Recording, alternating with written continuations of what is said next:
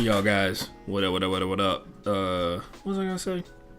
Yo, straight up on the real, OBS, Streamlabs OBS is so weird sometimes, bro. Straight up. Damn, bro. Not even joking. I just had to like close it and reopen it so that it would optimize for my multi-stream. It's weird. Like what the hell? Anyway, shout out to everybody who hopped in the chat. Sorry I've been off for a week. I'll explain it when we go live on the show, like for real, you know, when we play the music and shit. But my internet has been down for the past like week because of the stupid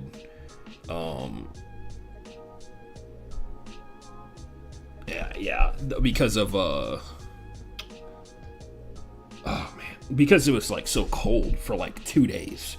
Legitimately the first day of the big freeze down here in Houston, I think I got down to like 27 degrees and all of a sudden my internet didn't work, and I was like, are you serious? And I woke up the next day and it was out for like the good portion of the morning, and then at like 11 o'clock it came back on, and then a truck from AT&T came by, went up to the top of the pole, was kind of like fiddling around with stuff, I guess, or working on something, and it knocked out the internet for like the following 4 days. So I was legitimately contemplating like recording the show, and then I was contemplating recording the show and then uploading it later, but then I realized like later may be like next Wednesday. And so today it finally got fixed. And they even sent me a text message saying like, hey bro, just so you know, we fixed the area. They did not say, hey bro. They they were like, we fixed your area's broadband internet situation, and they had not. So that was interesting. Yeah, it was kind of dumb. And sound check for YouTube. We good on YouTube. Let's do one for Twitch real quick. I hope you guys like the new camera angle. I worked on it. It does show my fat arm, which no bueno if my girlfriend's watching. It doesn't matter. She liked me when I weighed a lot more than I do now, which apparently a lot of people did. You ever, like, I think every guy goes through this, or every person who gets into a relationship, you find like all these people who were interested in you, like after the fact. That was like the first half a year that I was dating Jasmine. Like all these people were like, oh yeah, like I was trying to see what's up, but like they never reached out to you or anything like that. And when you talked to them, it seemed like they were kind of like nervous or off-putting. But like when you're in a relationship, they're like, oh yeah, I totally was like trying to see what's up. I think we got new followers, by the way, or we lost one. I can't tell. I have 42. Does anybody know? Were we at 44? I don't know. Honestly, legitimately have no idea. But anyway, if you got something to say, write it in the chat. There is a song on here that Christina made using whatever beat organization system she used. Christina Gukas, who made all the music that's for the show, and she just allows me to use her music for free, so I appreciate that. Anyway, I'll finish this story and then tell the other one. But yeah, she was there's a song that she made that gets hit for copyright every time I play it on the show, and it pulls down the podcast like the first day of the show, and it pisses me off because it's very clearly somebody else who used the same beats machine or like beats program that Christina used, and they are a licensed music company that keeps pulling down my stuff, being like, oh yeah, you stole our song. And I'm like, dude, you go to the song and it's got like 19 listens or something like that, and I'm like, it's like, bro, I have 30-second shorts that have more listens than that. You stole from me. I'm popular. And by the way, it's not even the same song. It's like in that person's song, there's a part where they clearly use the same beat, except Christina even went a step further and added another sub layer to the beat that they used And so it sounds similar, but it's not even close to the same thing. The songs are not the same, and I keep having to tell YouTube they're not the same song, and I like connect a link to the post or whatever, and then a couple days later, I'm like, oh, they're like, oh yeah, they've decided to release the copyright hold, and I was like, they don't have a copyright hold to even hold on to. So what do you mean they decided to release the copyright hold? So yeah, that's what's been happening, guys. I will tell you this right now, that story was far more exciting than the NFL Pro Bowl that I just told you. I'm looking for one more piece of information that is not readily available to me right now for some reason, and then we'll get to work. Minnesota.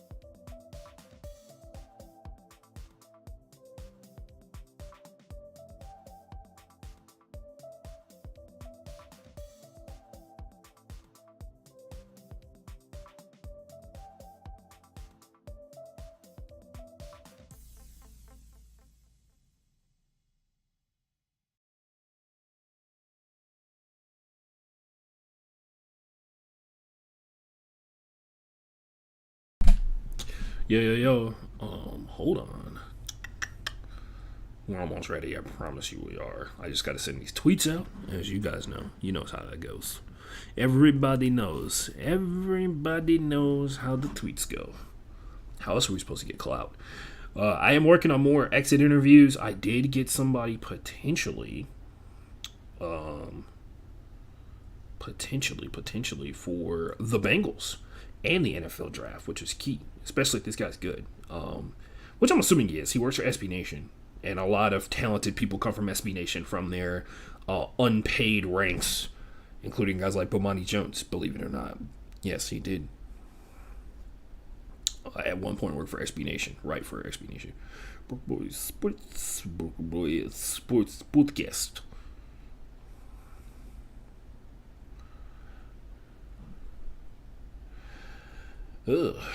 Let's talk football.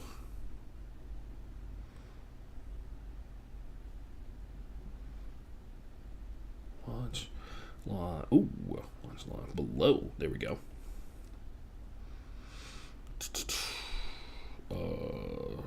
Shit. NFL. Got that. NFL Twitter.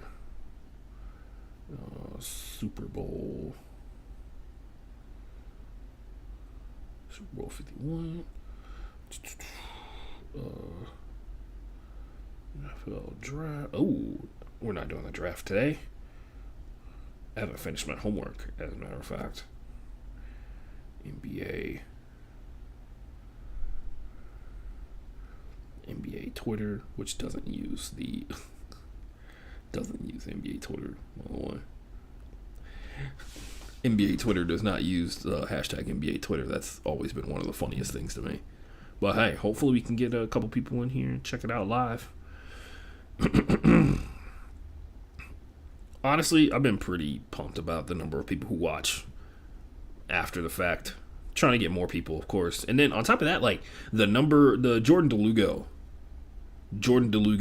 conversation about the Jacksonville Jaguars, my exit interview with them, with him was awesome. A lot of people liked it apparently. So Jordan's got like a really good following, which is cool because as a person with a following that's kind of dead on Twitter, a little tough sometimes. I'm not gonna lie. My following is all formerly high school athletes that don't really give a shit what I have to say anymore because I'm not tweeting about them in the sports that they play. Also, just not that entertaining of a guy. Let's be for real. Working on it, trying to develop that skill, trying to develop that level of entertainment. Anyway, here it's time, ladies and gents, it's time. Let's get this show popping. Here we go. 3, 2.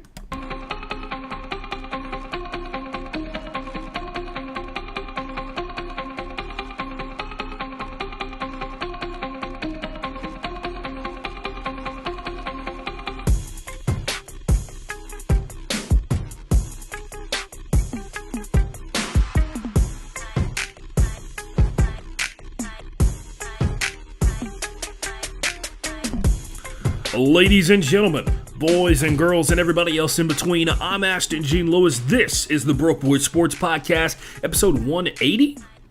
Super week. You know why. The high holiday is near us, ladies and gentlemen. 6 days away from one of the most poetic representations of how beautiful and sad sports is all at the same time, as which, honestly, expected to be a great game. I really do. Especially based off of the last couple of playoff games we've seen, the way the Bengals have been playing, the way the Rams have been playing. I expect the Super Bowl to be fucking lit. A lot of offensive firepower on both sides of the ball. Some of the best receivers in the NFL, like flat out. Like if you take, you talk about Jamar Chase being like number 2 behind the number 1 guy who's also in the Super Bowl. It's like Cooper Kupp, Jamar Chase. Honestly, you could still say that. We'll find out. That's top tier stuff. We saw Tyler Higbee this season in particular emerge as one of the best tight ends in the NFL, especially late in the playoffs when they needed him most. He showed up big time. A lot of players in this Super Bowl were clutch for their teams.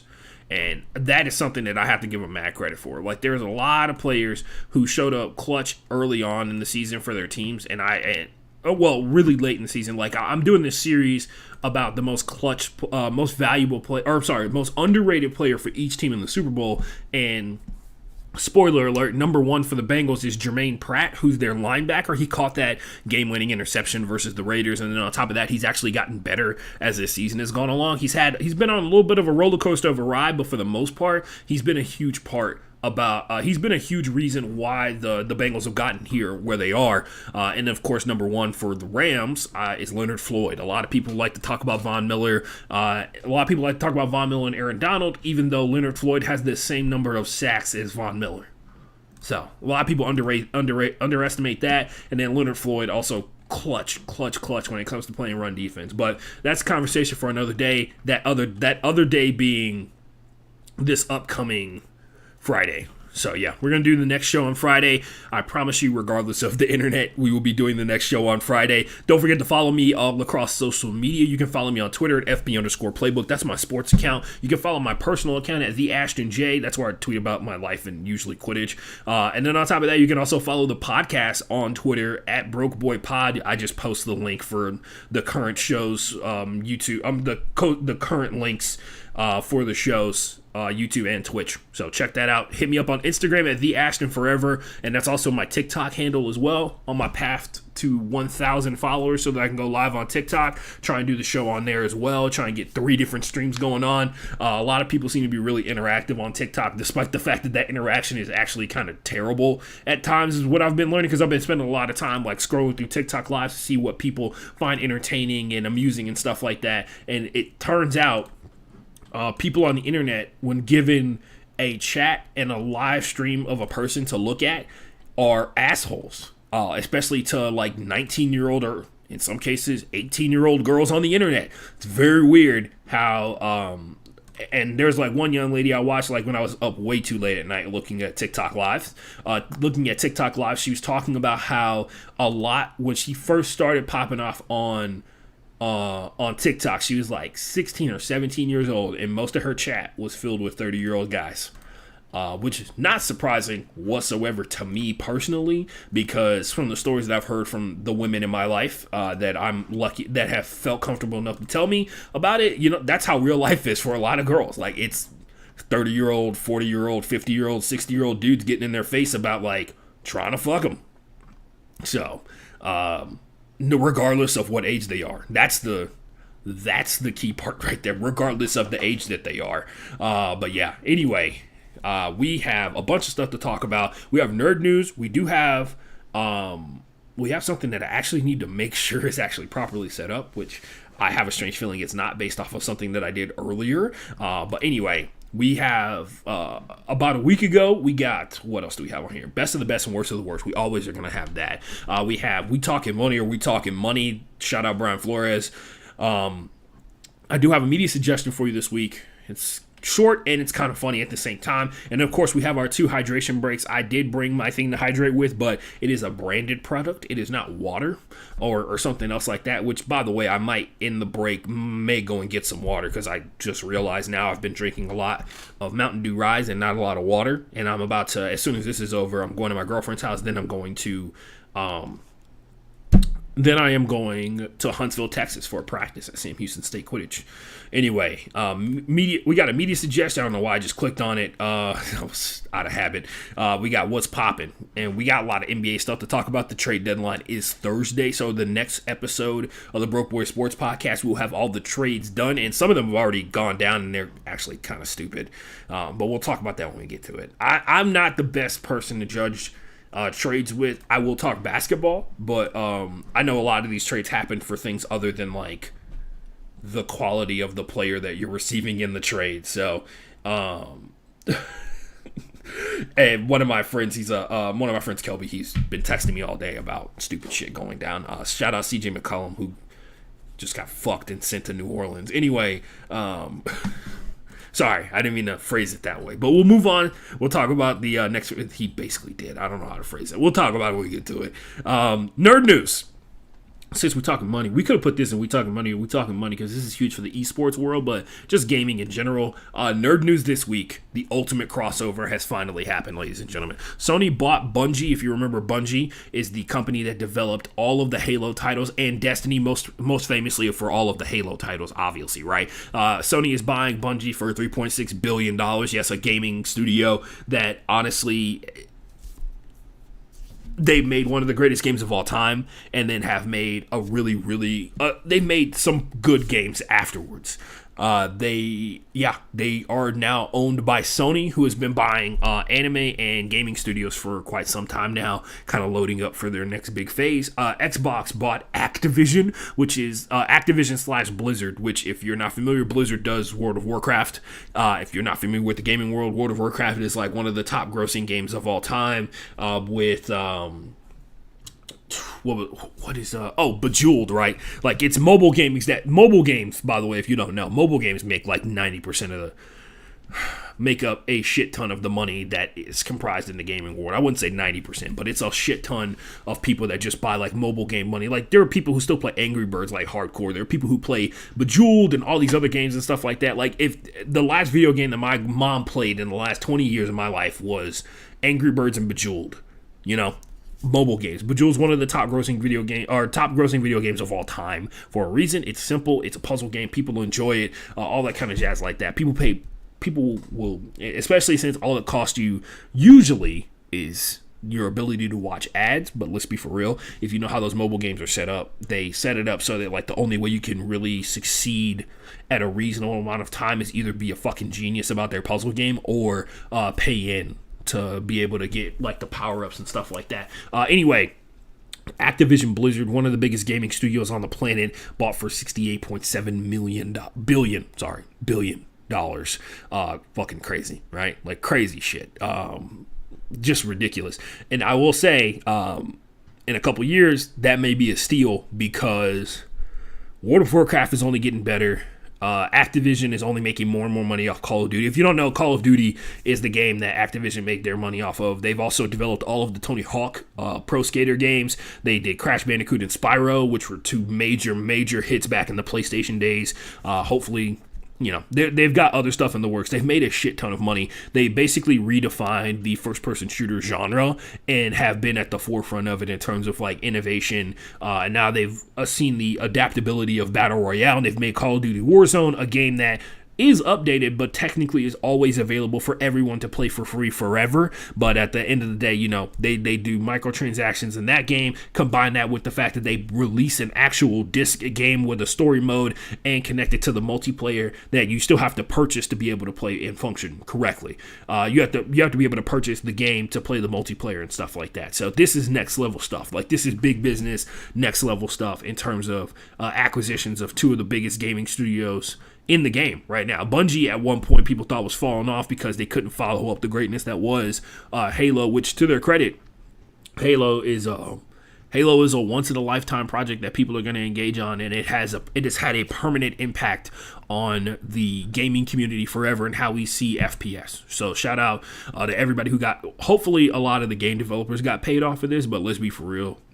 The big wigs are the ones that got the money off of this one, and that's the shitty part about this whole thing. But I don't know what this necessarily means for the gaming industry as a whole. I'm not a genius when it comes to, like, obviously taking possession of these studios and then being able to give them more funding to develop better games, and then also the people who are in charge of Sony and people in charge of Microsoft. And I say Xbox buys Activision because a lot of people were making memes about how Xbox bought COD and Sony, which made the PlayStation system. So they're like, Sony bought Activision or whatever, and they were like, Xbox owns Crash Bandicoot and Sony owns Halo. The console wars are completely over, or they're reloading or whatever. It was stupid stuff, but it was relatively funny nonetheless.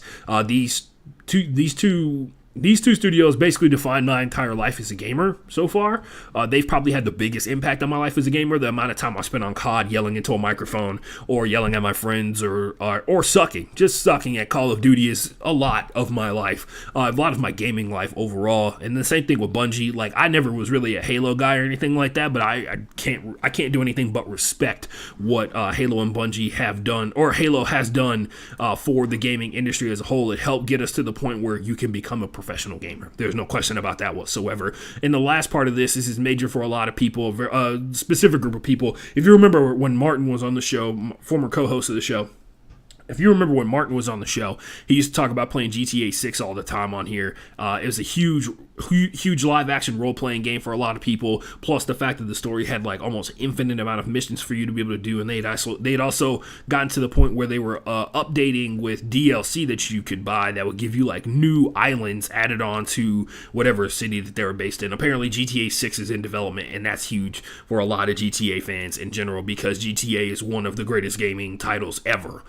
And will continue to be so. They redefined the open sandbox concept that is now kind of universal in some way, shape, or form. Even Pokemon has gone the way of the open world map setup kind of thing like that. So it's pretty dope that as always, Nerd News has always got some interesting topics. First two, I really don't know what to do other than gawk at the goddamn numbers for a gaming studio that people who just enjoy making things, true artistry, being worth that much. Like, people buying masterpieces like Activision and Blizzard for whatever you have to say about Call of Duty as a game, and there's a lot of critiques that you can throw at it, but people enjoy the shit out of it. People who are adept at video games, people who suck at them, all enjoy Call of Duty in some way, shape, or form, and that's why they keep coming back, because they want to get good.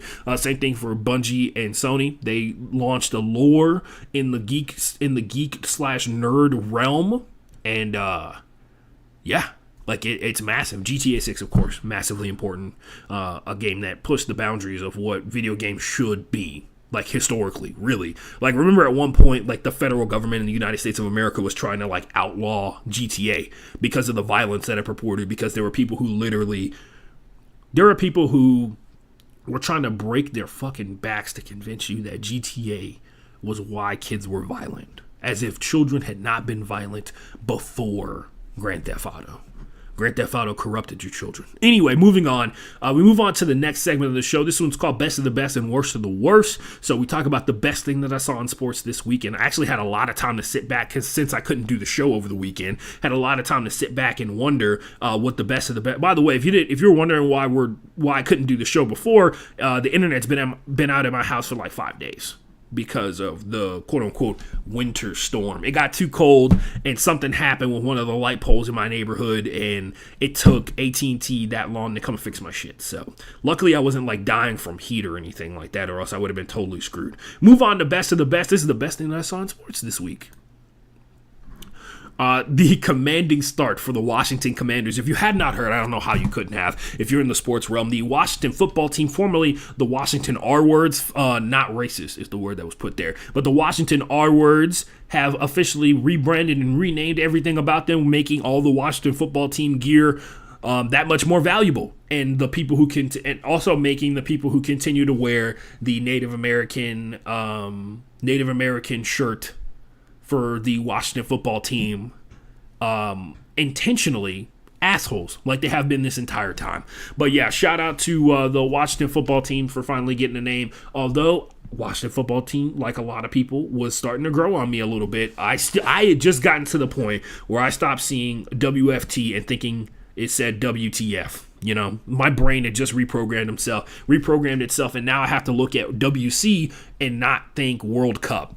Right? Like, not think World Cup. Anyway, the Washington Commanders are here, and I just wanted to recap the first, couple of days for the Washington Commanders. Day one, the Commanders roasted alive on the internet because everybody hates Dan Snyder, and quite frankly, shout out to everybody who went in on the Washington Commanders name, because they were going to do it regardless of what name you picked. I want people to understand that very much so.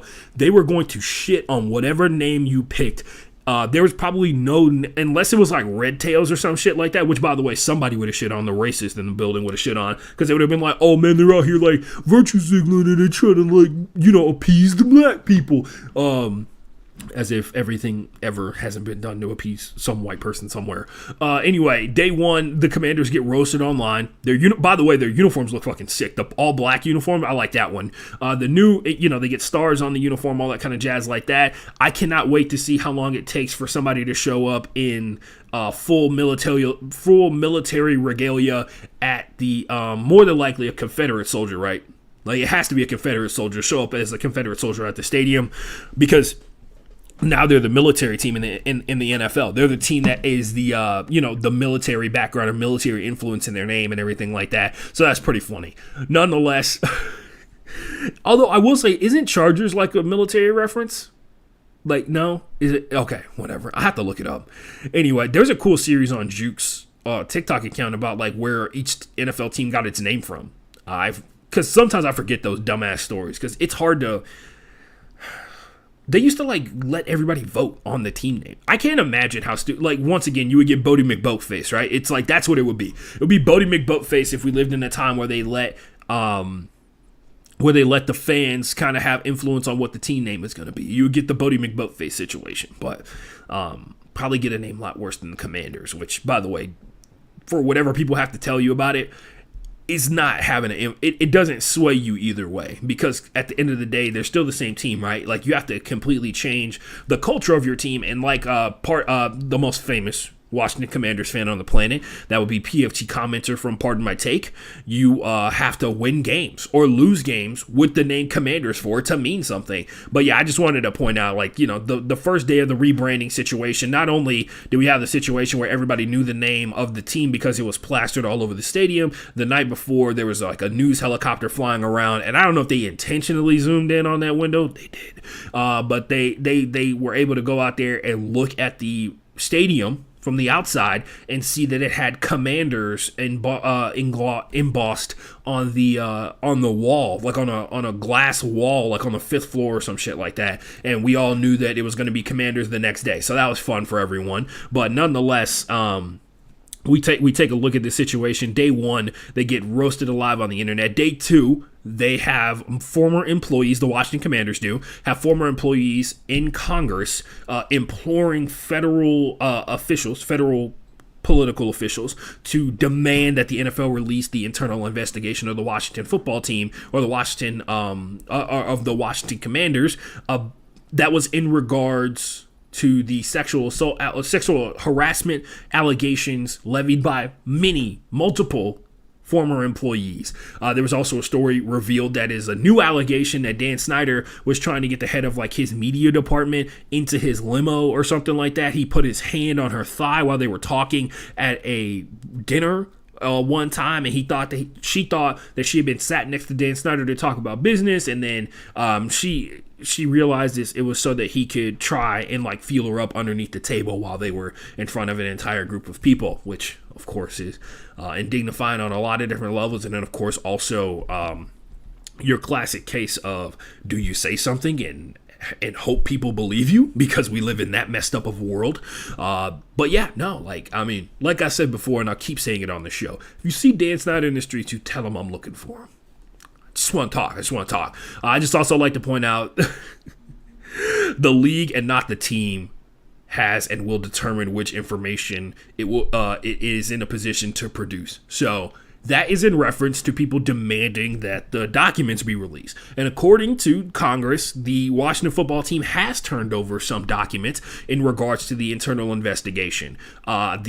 The question is like, did they turn over all the documents in regards to it? Because if you're only going to turn over some of the documents in relation to a full-on investigation, if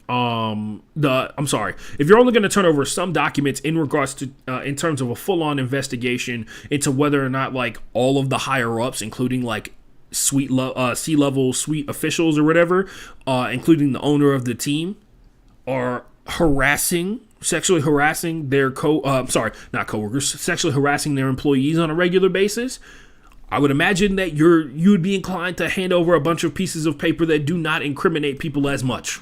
You try and incriminate people as little as possible, especially when you have a constant lawyer on retainer, because you can sit there. Like, it's very similar to something else that happened later on that we'll talk about in regards to how John Elway worded his statement about the Brian Flores lawsuit. They were like, we handed over like 80,000 documents to the federal government about our internal investigation. I was like, so like in grand total, those 80,000 documents or 80,000 pieces of information or however much it was in totality, how much of that is in reference to like the total amount? Is there 100,000 documents in total? Why can't you hand over the other 20,000? Why aren't you handing over 100% of it? It's the federal government. You know what I mean? And a lot of people also brought up the NFL's tax exempt status. I would say right now, if you are the feds, look, it's one thing that I know about the money man, and I say this on this show all the time. It's one thing about the money man. The money man gonna get his money. The tax exemption status of the NFL is just, let's be for real. They would just be like any other group of businesses in this country that get away with not paying any federal income tax whatsoever. It would just be on the official books instead of the tax exempt status that they have now.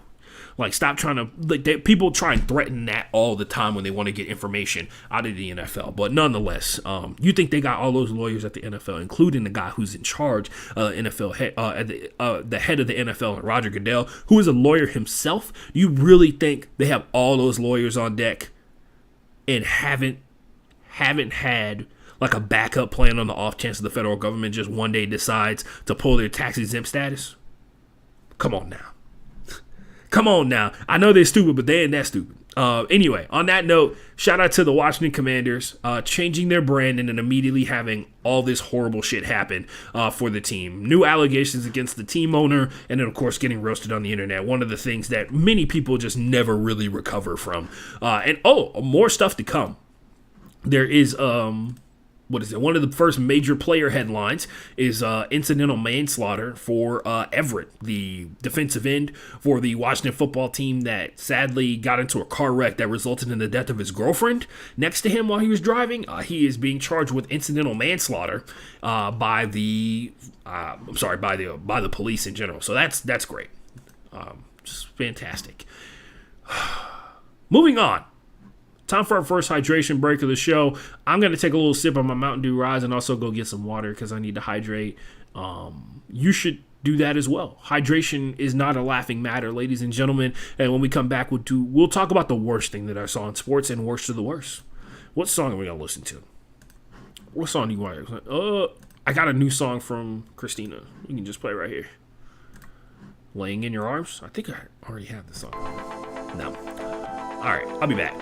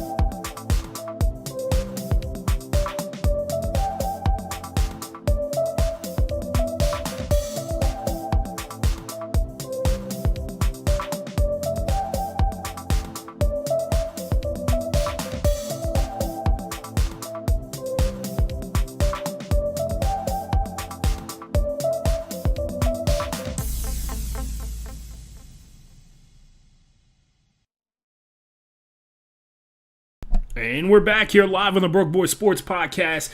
We are in the midst of everybody's favorite segment on the show that listens regularly, Best of the Best and Worst of the Worst, where I talk about the best and the worst thing that I heard or saw in sports this week. As you can tell right now, I'm still muddling my way through sending a couple of tweets so that we can get some more people in here while we're watching and doing the show live. Shout out to the people who listen to the show after the fact. Like I mentioned before, the people who listen to the show after the fact are... After the fact, I appreciate that, because you got to go like way out of your way to pay attention to little old me yelling into a microphone. Appreciate that, champ. Here we go. We got Worst of the Worst, where we talk about the worst thing that's on sports. I think it's pretty self-explanatory. Let's see. There was...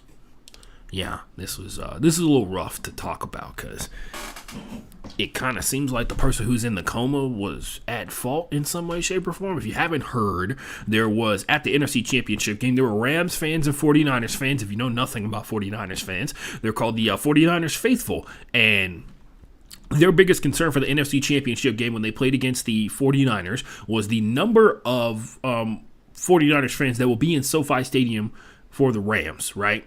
Like in favor of the 49ers. And if you heard and watched the game, or if you rewatched it or whatever you did, you heard there were a ton of 49ers fans there, because there are people, and we talked about it last week on Best of the Best, how the the 49ers, I'm sorry, the Rams organization got like a restriction put on who could and could not buy like the early access tickets for the NFC Championship game to people who had credit cards listed in California, right? Or people who had debit cards listed in California, or addresses on billing addresses in Los Angeles. So you couldn't buy tickets unless you had like a Los Angeles address listed when you finished your checkout or whatever it may be, which is utter bullshit. Wild as hell to think about. We talked about it last week, and there were a lot of, the tensions were high for sure. The game was like kind of close, but like not really when you think about it in the grand scheme of things, which we're going to talk about a little bit later. But the 49ers lost. Spoiler alert. I think a week and a half afterwards. Spoiler alert. The 49ers are not going to the Super Bowl. So the fans got a little bit rowdy or whatever, and apparently this man by the name of Daniel Lazare, I think it's... Hold on, let me double check here on my document. I'm doing this off the top of my head. Daniel Luna was put into a medically induced coma after trying to fuck with a Rams fan in the parking lot, and then he got punched and hit his head on the concrete where, and this was like before the game apparently, got into like a scuffle with a Rams fan, who there may or may not be a video of him fighting a bunch of 49ers fans in the stadium afterwards. Nonetheless, there's a guy who got knocked unconscious. Daniel Luna, who is a restaurant owner in LA, got knocked unconscious, and he's in a medically induced coma as of from what I've last checked on this story, because he like shoved a Rams fan, and the Rams fan tried to walk away, and then apparently he punched the Rams fan in the back of the head, and then the Rams fan turned around and punched him so hard in his mouth that he fell backwards and hit his head on the ground, and some people like found him or whatever and then they had to like take him to the hospital, obviously put him in a coma. But yeah, like some dark stuff. Like that's like I said before, I've had, and we've talked about fights on the show before.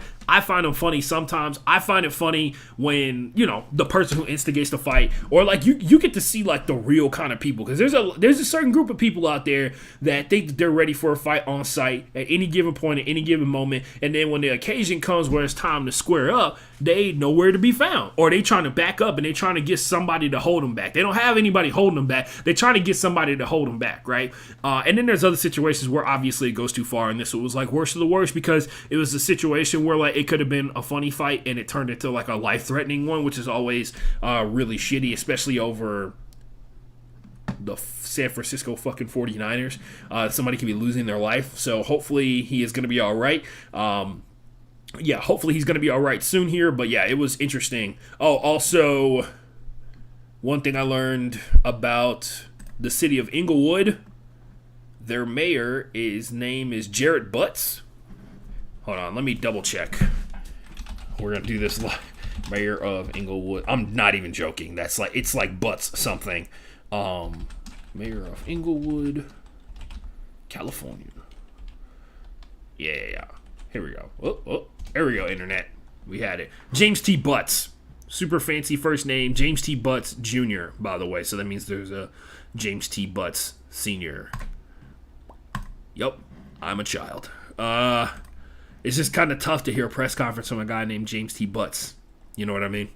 It's a name that definitely comes off like somebody scraped your real name off of your parking spot and then spray painted Butts on it, like from an 80s high school drama, teen movie from the 80s. Anyway, we got about a week ago, and it did mess up. God damn it. Let me see if I can fix it real quick. Let's see how it looks right now. So this is my first time doing this, so forgive me. But is it gonna actually work? Is my question. It is not. It's not. Never mind. So if you're watching at home, they're supposed to. The bottom right corner is supposed to be the other webcam. So the big thing was like I fixed. If you follow me on Twitter, you would know this. I fixed a webcam that I bought the same. I bought two different webcams at the same time. One I thought was going to be able to plug into my phone because it had a USB-C port. I thought it was going to be able to plug into my phone and basically be able to give me video camera quality footage from my phone, and I was going to be able to use my phone as a viewfinder, and I was going to be able to, record a bunch of stuff, like go to events or like go to practices and stuff like that and record them while I'm sitting on the sideline as if there's like a cameraman there or something. But I couldn't figure out for the life of me how to fix this one camera, which is the one that you're looking at right now. I actually moved a bunch of stuff around. If you can tell, the angle is a little bit different than usual. Also, it looks like I'm looking at the camera when in actuality I have like kind of a semi-teleprompter, which is my computer monitor directly below the camera, and it helps a ton. I moved it so that it's like relatively eye level with me. There's another camera that's slightly to the left and above where my ring light is right now to give the lighting effect that you're seeing right now. There's a camera attached to that tripod that apparently is on, but my OBS, I would have to close it and I would have to restart my OBS, which I already did, so I don't really get why it's not showing. Why it's not showing it. So hold on.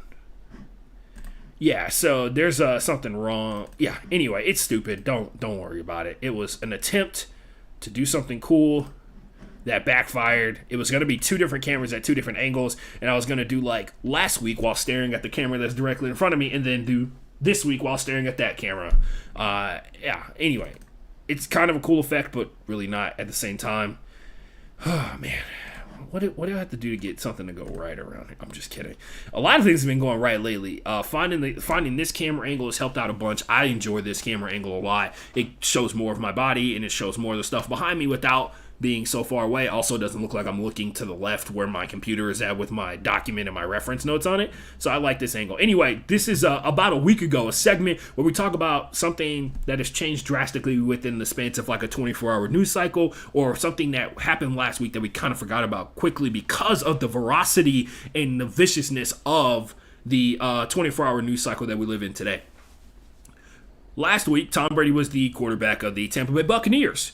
Then Adam Schefter reported that he was retired.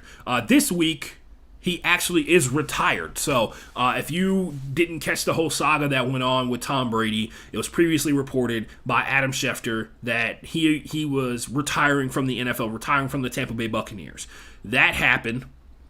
And then there was no word from actual Tom Brady or people related to Tom Brady. There was nothing posted on the internet, which is, of course, like the typical thing you do when you're retiring from the NFL. You post like a graphic and it's you playing in different games and all that kind of stuff like that. You post a video, especially with the way that Tom Brady's been posting videos lately, because he has a video production company that he's been working with to create The Man in the Arena. His documentary that is on ESPN has been running on ESPN for quite some time. It's on ESPN Plus as well. You should definitely check it out. I haven't watched any of it, but I hear it's really good. I've never been interested in like the intricacies behind the scenes of like Tom Brady, right? Like I'm not a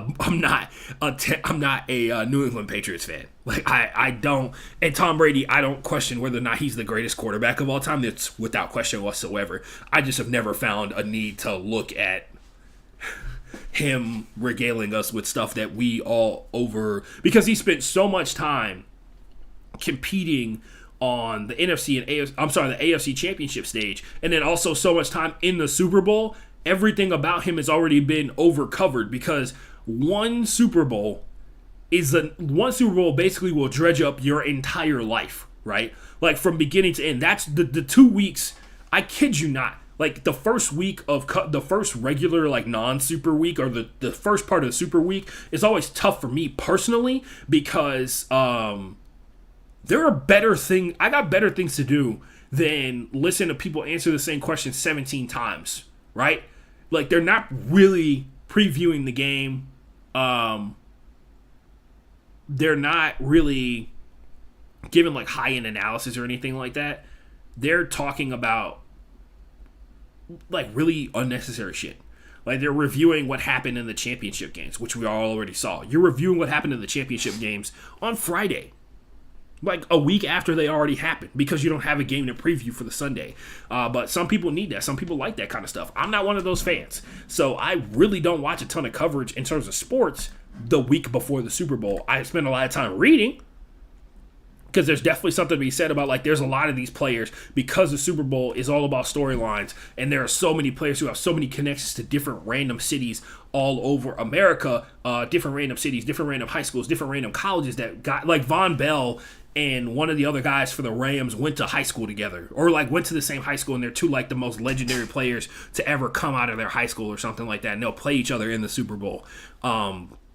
Mike Hilton found out he was on that Ole Miss money team, if you know what I'm talking about. He was on that team with like DK Metcalf, Chris Carson, Dawson Knox, Evan Ingram, all those guys. He was on that team, and I'm actually gonna do a TikTok about that, which is because it's kind of crazy. But yeah, I think he's like the first one to make it to the Super Bowl out of those other than the Ole Miss money guys. But yeah, he was on that team. Like they do all this over coverage of everything. So that's it's a huge reason why I don't need to hear about how Tom Brady's the greatest quarterback of all time and how he has amazing teammates. I know that. I've been watching him play my entire life. When he first started playing football, I was 7 years old. I'm 29. You know what I mean? Like that. I don't need to hear any more about Tom Brady. And not to say that I need him to go away or anything like that. I just don't need more documentaries about how great Tom Brady is, and his opinions. Jesus. Anyway, earlier that week, there was a lot of people reporting that he retired, and then there was a bunch of people who started reporting that he actually was not retiring. They talked to his dad. Tom Brady was on vacation, according to a bunch of people, so it was like really weird that he would like be on vacation and tell people that he was retiring, and then like not make it like an announcement or anything like that. When he officially made the official announcement like 2 days later. And everybody was kind of like, oh, man, that's cool. Congratulations to Tom Brady. You're the one of the greatest of all time. Thanks for being a great teammate, which, you know, one thing about Tom Brady, never been able to deny that he's a great teammate. You can't become the greatest football player without being a great teammate, or without being a teammate that elevates the level and the skill level of your other teammates.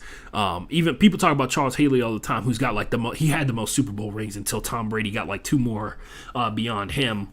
But yeah, it's one of those things where it's like, Charles was a great teammate. Charles also played really well by himself. Charles was also a great individual player, but the fact of the matter is, like, Charles Haley doesn't get all those Super Bowl rings without some great teammates on both sides of the ball, right? Same thing with Tom Brady, regardless of what people like to think about quarterbacks. So, that's all I got on Tom, man. Shout out to Tom Brady. Thanks for all the great memories. Thanks for all the bitter memories sometimes, man, because honestly, like, think about how close Tom Brady was to 8 Super Bowl rings. I just want you to just take a second. Like, if Eli Manning wasn't the clutch brother out of the 2 Manning brothers out there, think about how close Tom Brady would be to 8, possibly 9 Super Bowl rings. Crazy stuff to think about. Crazy stuff. And if he gets 9 Super Bowl rings, they're never touching it. Never touching it. Like, I can't imagine. The athlete that is going to get to 9 Super Bowl rings has not been born yet, in my opinion.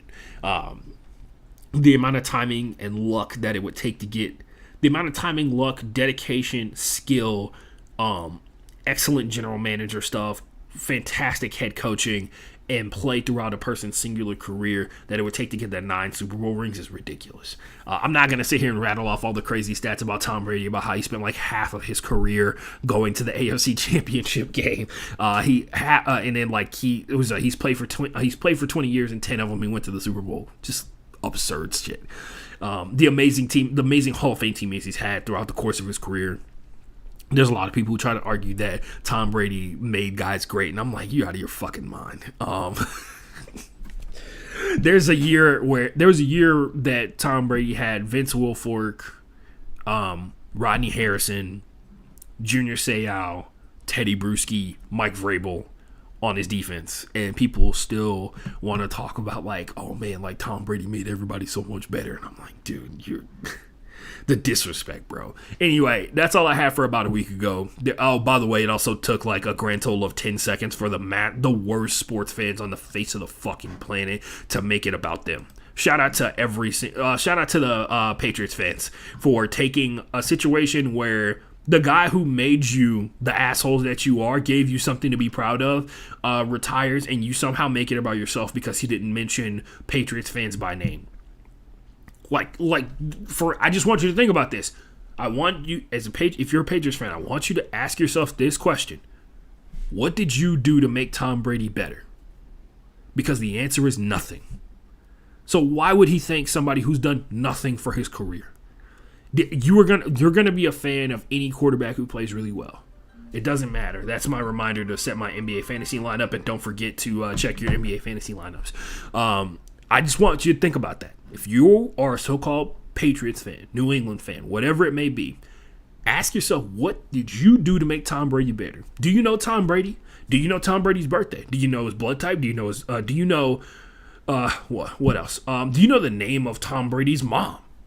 So, like, how are you expecting him to thank a fan base that did nothing for him, right? Because look, we can sit here and talk about, like, the alternate universes where Tom Brady got drafted to the Steelers, to the Bengals, to the Patriots, to literally any other team, the Chargers, all that kind of stuff like that, and he wouldn't be able to do what he did. I guarantee you that probably isn't the case. Like, Tom Brady was going to be great regardless of where he went. And I think that that's a harsh reality that a lot of people in New England need to come to grips with. Was he going to become the greatest quarterback of all time? Who knows, right? Like, who knows that whatever team that he ended up playing for, would he get the kind of general manager selection that Nick Caserio and a lot of other guys have been about in terms of scouting? Was he going to get the level of coach that Bill Belichick was on the defensive side of the ball and be able to make things happen? The obsession that Bill Belichick has with football the same way. Who knows?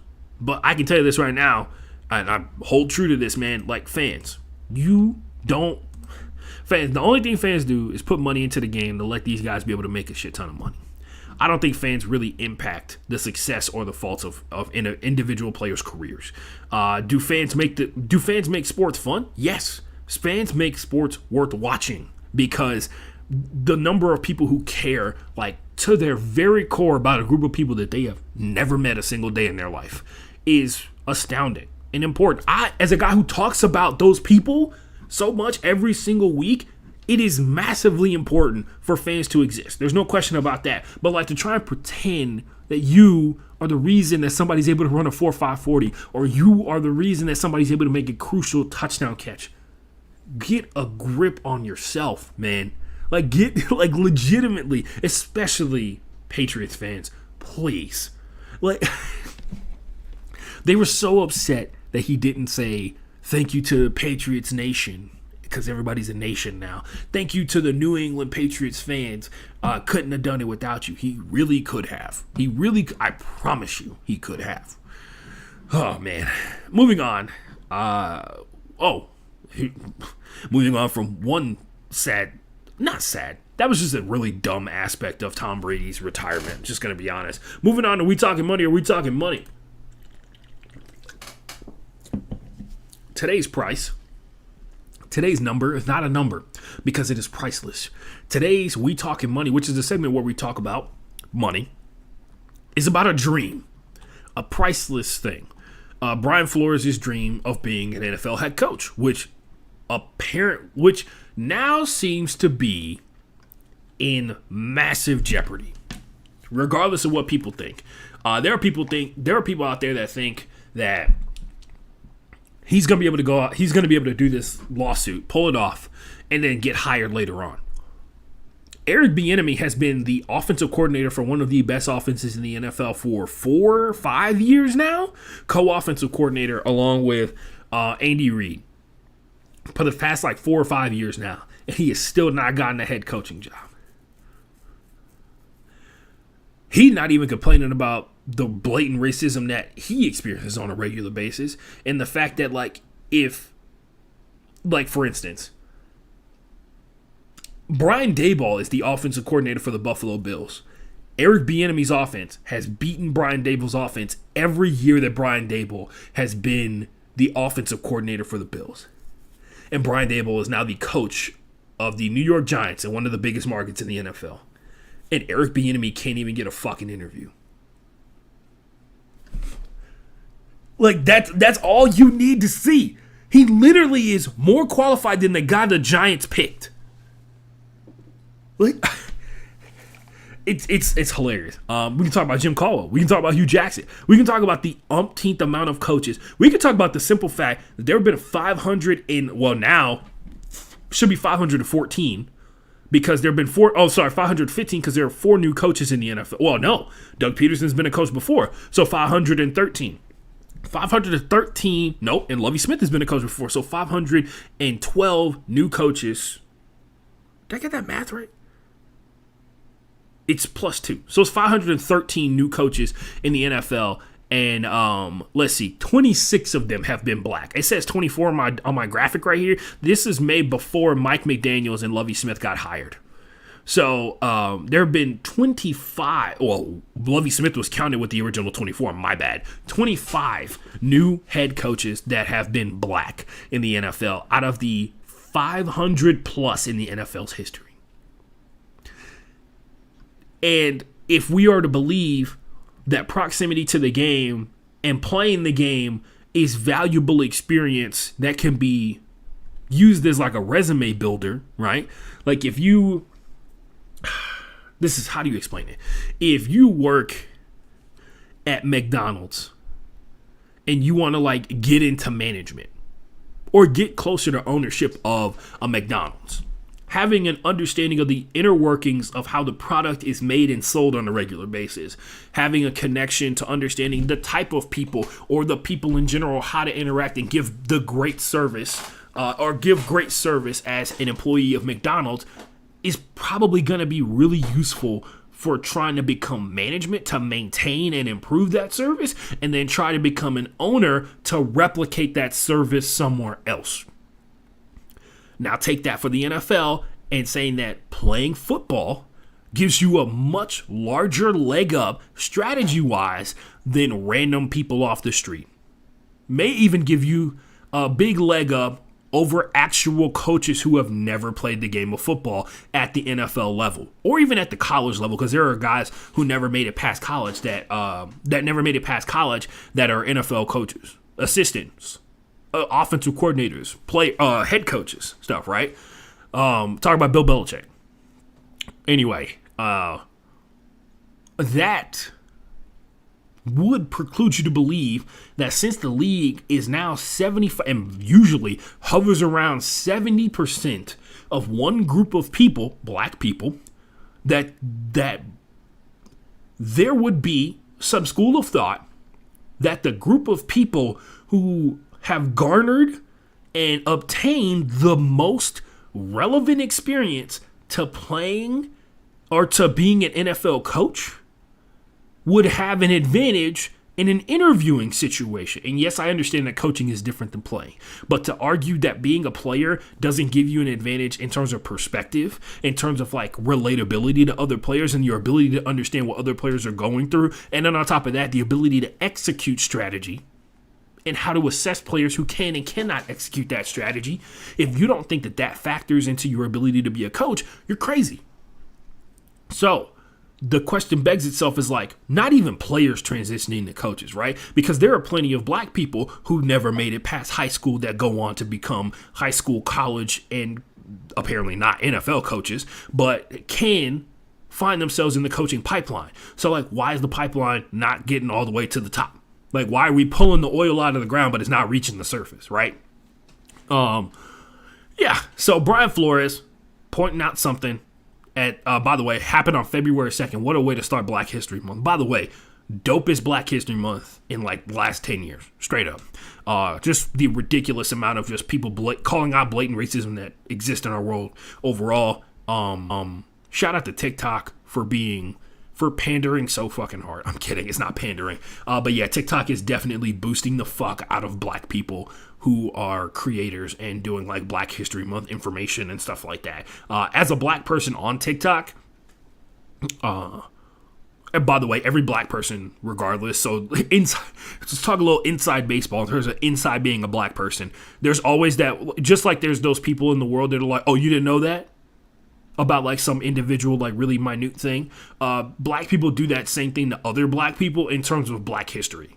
Like all the time, especially like older black people to younger black people, because older black people fervently believe that younger black people do not care about the people who made it possible for them to exist. Yes, I do give a shit about the people who made it possible, like guys like Doug Williams, who made it possible for me to care about sports and be able to pursue some sort of a career, despite the fact that sports journalism and sports casting overall is vast majority filled with white people, even at the top. I still do care about the people who paved the way for me to try and be great. So it's actually one of the most annoying aspects about Black History Month in general. It's turned into way too often of a time older black people trying to preach at me about how I know nothing about the people who made it possible for me to do what I'm doing. But yeah, nonetheless, shout out to everybody who learned something important, especially debunking all the old stuff that we were taught in high school, in particular, like stuff like George Washington Carver going by George Washington. That wasn't a thing. And then also thinking that he only invented peanut butter when he actually basically laid the groundwork for modern day crop rotation, which is something that changed the way agriculture is done across the globe. Anyway, we talking money or we talking money? Brian Flores is suing the NFL, the New York Giants, the Miami Dolphins, and the Denver Broncos. And like I said before, I was gonna mention the John Elway situation, something that was very similar to the very specific statement that was put out by the Washington the Washington Commanders, where they pointed out the number of documents that they handed over to the feds to kind of make it seem like it was a big grandiose number, when John Elway mentioned that he felt like his character was being attacked by Brian Flores' lawsuit, where he insinuated that that John Elway showed up to his interview, Brian Flores' interview for the Denver Broncos in like 2018, heavily disheveled, didn't seem like he really gave a shit or anything like that. And John Elway pointed out that their interview was 3 hours long, and that he was happy that he actually was having a great time talking about football with Brian Flores, and that he felt like what Brian Flores perceived as a sham interview was actually a great one in his eyes and his perspective, which is, of course, why Brian Flores is the former head coach of the Denver Broncos, right? Right. And I'm not saying you can't have a great interview and not get the job. Let's be for real. That happens all the time to a lot of people, because very sad fact of the matter is Brian Flores is experiencing something that happens to people of color in general a lot more often than it happens to pretty much anybody else, I would say. But it does happen to white people. I've seen it happen to people of all sorts. But in particular, when you talk about the NFL, it definitely got a racial connotation to it. But when we're talking about like life and stuff like that outside of the sport, it's definitely got to do with the fact that people have connections. Like people, I can tell you this right now, as a guy who's been searching for a job, like a full-time gig the last couple of months. My mom told me about, my mom's best friend told me to send her my resume and that she could get me a job that paid me like $20 an hour or something like that. And my mom was upset that I didn't jump at that opportunity for that. And I was like, I don't know anything about that job. It was to be a lab administrator. That's legitimately what it was. And I was like, I don't know anything about working in a lab. But yeah, she pointed that out and she was just like, yeah, you got all, he's like, you missed on this opportunity. But it was very clearly that she was going to turn my resume into her boss, and then her boss was going to sham, fake interview a bunch of other people and interview me and give me the job. That was going to happen. And that would be the second time that's happened to me. But I would like to point out, it's very clear that Brian Flores is fighting against a racial aspect that exists within the NFL. He's fighting against the fact that the Rooney Rule has been kind of bastardized and made fun of, essentially, by a lot of the people who are decision makers in the NFL overall. You can, like I said before, the numbers speak for themselves. 26 black coaches out of 500 plus. And a lot of people want to talk about, I mean, the NFL was started in 1920. You can talk about that being in the midst of a heavily racist time in America, which a lot of people don't want to talk about, right? And then, of course, we still exist. Because you would imagine that, like, as more time went on, there'll be more black coaches within the realm of football, right? At the time when this lawsuit was revealed, which was February 2nd, there was one black head coach in the NFL, and it was Mike Tomlin, the only guy, one of the few coaches in the NFL who has not experienced a losing season in 10 plus years as his head coach, right? Mike Tomlin is going to go down as, like, you know, an instrumental part of the history of the Pittsburgh Steelers, which their legacy has been long-standing, and it's about consistency, and they are one of the most consistent organizations in the NFL. They had a down year this year, and they still made the playoffs. Just facts. His claims were of racist hiring practices, which a lot of people, especially if you're a black person that watches sports, you know that's exactly what's going on. Like, it's not even really a question. It's 100% exactly what's going on. Brian Flores brought to light, well, he didn't bring to light anything that we didn't know. But the question is, and I implore people around you, these are the times, especially if you're a person of color or if you're a person that claims to support people of color in their struggle to fight against oppression, look around, look at the people around you. Look at the people around you and how they react to these type of situations. There's a lot of people who are big sports fans, and I can tell you this right now, as a black person who has been added into a group chat many a time with only white people who are sports fans. Everybody loves to, like, talk about the jokes. They'll post every single story about every single stupid thing that happens in sports. But when situations like this rise up, the group chat is dead silent. Dead quiet. Not a peep to be heard about situations like this. I was in one that this happened. I have a group chat that is comprised of mostly white people, the fantasy league, the punishment league that I've streamed on this show before, that I won this past year with 3 wins in total on the season. But like I said before, that group chat, people were talking about it. People were cracking jokes about how, like, it's very obvious that the NFL is massively racist. And it's not, the NFL is headed up by massively racist people. Let me put it like that. Because, like we talked about before on the show, you can't, like, legislate racism out of existence. You can't write laws that get rid of racism.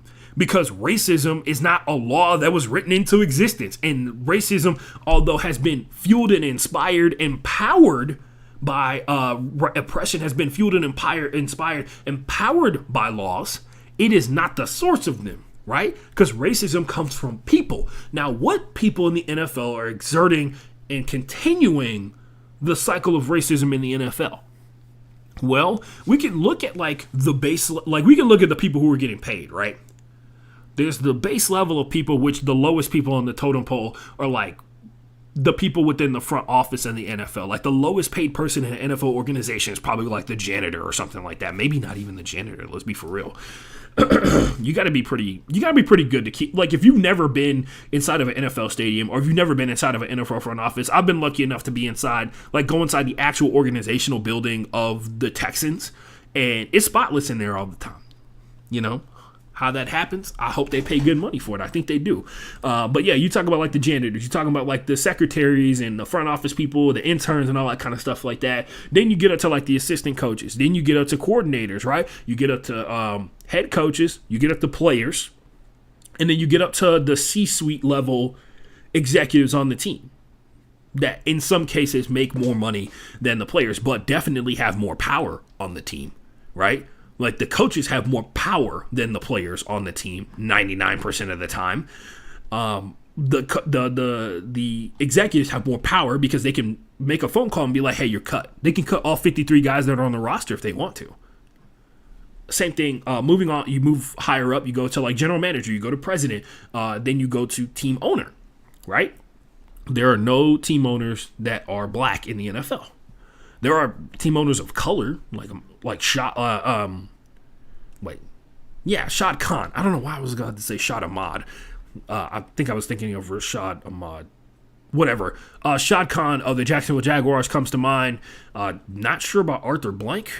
Anyway, nonetheless, the people who seem to be continuing this cycle and exerting this oppression upon potential coaches of color in the NFL seem to be the owners because they get the last say. Seem to be general managers because they get the last say in terms of people who even get before. Like, we could talk about the source of why people feel that that's the case, because you can really make a legitimate argument about like how many guys are getting cut off or like dumped out of the pipeline before you even get to the position of a Brian Flores, right? Like, there are a lot of guys who are as qualified or maybe even more qualified than Brian Flores out there that are not even getting close to getting in a position of being able to get a fake interview with NFL teams to fulfill the Rooney Rule, right? There's only a certain rarefied air amount of those guys who are getting that type of situation. And I think even media members would attest to that. I was listening to Spencer Hall and Bomani Jones talk like it was the week after or like 2 weeks after the national championship game between Georgia and Alabama. And they were having a conversation about how the coaching rehab that we joke about all the time when it comes to the Alabama football program, right? Like how if you fuck up really bad in the NFL or you fuck up really bad at the college level as a head coach, you just go and you join the, like right now, Bill O'Brien's doing it, right? Like he got fired as the head coach of the Houston Texans, and he's now the offense coordinator for the Alabama Crimson Tide. He was in charge of the Alabama Crimson Tide offense with Bryce Young, who became the Heisman Trophy winner and all that kind of stuff like that. He talked about how recycling and taking those head coaches and just giving them another job at another Power 5 program is clogging and stopping the rise of talent, regardless of the color of that talent, right? So if it's like stopping people cold, if it's stopping young coaches in general or new coaches in general, it's hurting even more so coaches who are minorities, coaches who are people of color, because now it's an even bigger hurdle for them to even get over. Because now not only do they, because most head coaches historically have been white, right? Now to become the offensive coordinator for Alabama, which is already a daunting and difficult task for any person to be able to achieve. Now you have to prove to somebody you're more qualified than white former head coach Bill O'Brien, right? You have to prove that you're a better coach than Bill O'Brien without any qualifications, without any like tangible experience as an offensive coordinator, unless you're coming from another Power 5. And a lot of these Power 5 schools load up on previous guys who were head coaches because they know the value of having people who understand the struggle of being a head coach and who can take away certain responsibilities from a head coach and do them well at the coordinator level, right? That's a big aspect in terms of getting to the Brian Flores level. Like, Brian Flores was a part of the New England Patriots organization and was there for a really long time along with Brian Daboll, right? By the way, the funnier part is like Bill Belichick getting caught in 4K, texting the wrong Brian and congratulating him about the job. If you didn't hear that story, Brian Daboll, who, like I mentioned before, is the head coach of the New York Giants. He's a former offensive coordinator for the Buffalo Bills, and during the interview process, while the interview process was still going on, Bill Belichick texted Brian Flores, congratulations on getting the New York Giants job. And Brian was like, oh, my interview's not for another 3 days. And Bill Belichick meant to text Brian Daboll, congratulations, because it had already been determined that Brian Daboll was going to become the head coach of the New York Giants, which meant Brian Flores' interview in 3 days from the time that he got that text message from Bill Belichick was a sham, was fake, was not a real interview. Yeah. So that's all I wanted to talk about. We talking money? Are we talking money? Brian Flores put his dream on the line for the sake of paving the way for future head coaches, because I personally think it's a wrap on Brian Flores. I think that everybody in the world, because they've got all the evidence in the world that they can use against him. Because if you're a person who wants to just blatantly talk and spew lies, because there's a lot of people who like to do that on the internet. They like to take things and not give context to them, right? For the good or for the bad or for the worse of an argument. And in this case, you can take out of context Brian Flores' experience with the Miami Dolphins, right? Stephen Ross, who's now hired Mike McDaniels, who is a biracial human being, who, by the way, recovering alcoholic. Shout out to him. I actually remember freakishly while I was listening to Dan Le Batard's show Dan Libertard showed yesterday talking about Mike McDaniels as the new head coach. If anything ever happens in Miami from the Heat or for the Dolphins, you should 100% listen to, or for the University of Miami, you should 100% listen to the Dan Libertard show, because they've been covering like South Florida sports for like 20 plus years, right? Like that show's been going on for a really long time. Even when it was on ESPN, they do this thing called the local hour, and they talk about what's going on in Miami because they are still there. That's their community, and they talk about it at a level that, they talk about it at a local level, but with like national sports radio show skill is the best way to phrase it. But you should definitely listen to it. I listened to their episode about Mike McDaniels, and they asked like some questions that Dan is prone to ask dumb questions at dumb times. But nonetheless, just Mike McDaniels being white passing, but being a person of color, is the guy that Stephen Ross hires after a couple of days after a lawsuit is levied against him about racist hiring practices. Really taints the fact that Mike McDaniels has shown great success as the run coordinator for the San Francisco 49ers the last couple of years. But it's hard to ignore it.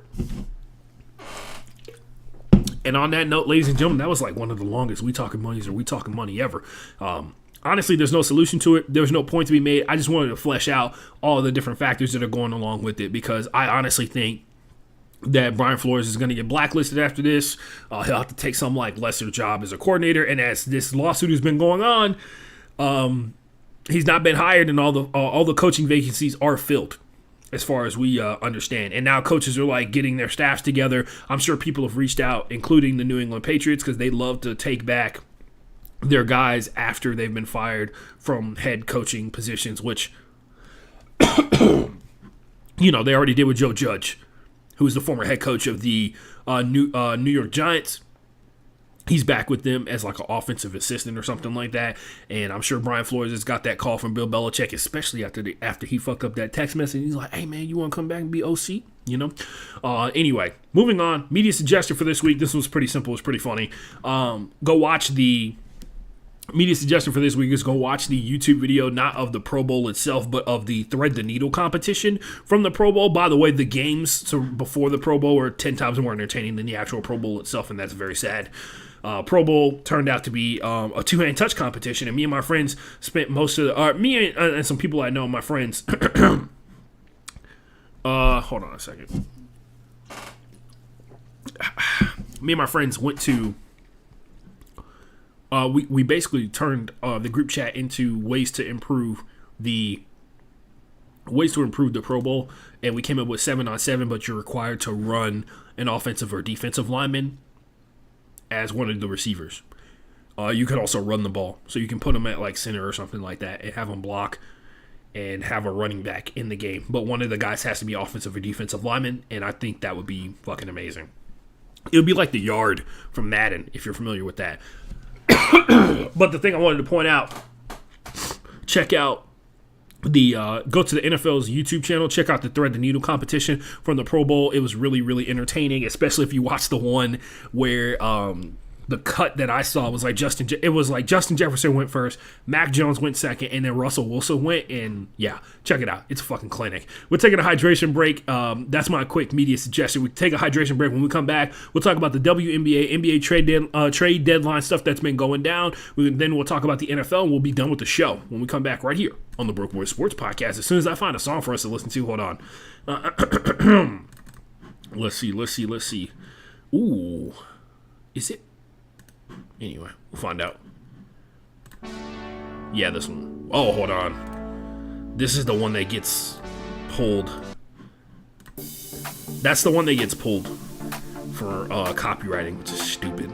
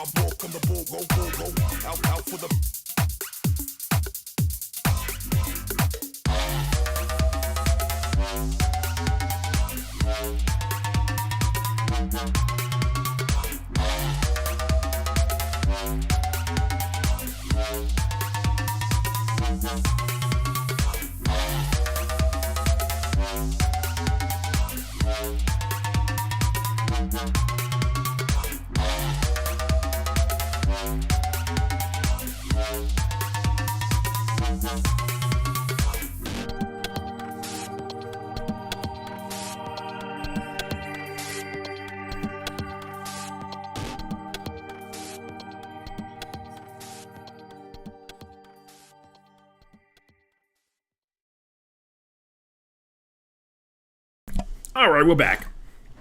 Let's get this done. Let's get it popping, ladies and gentlemen.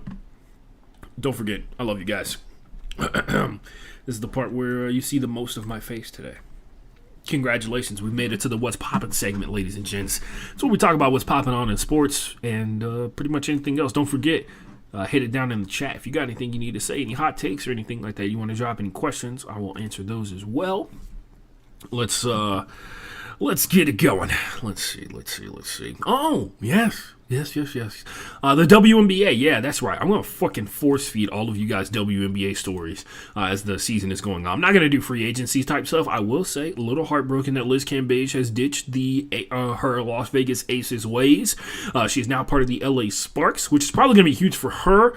She has been, like I mentioned before, Liz Cambage is probably the most popular WNBA player on the planet right now, mainly a lot of it to do with her basketball skill, some of it to do with the fact that she's also very, very pretty, and then on top of that, she be balling, man. Also, she parties hard, like, let's be for real.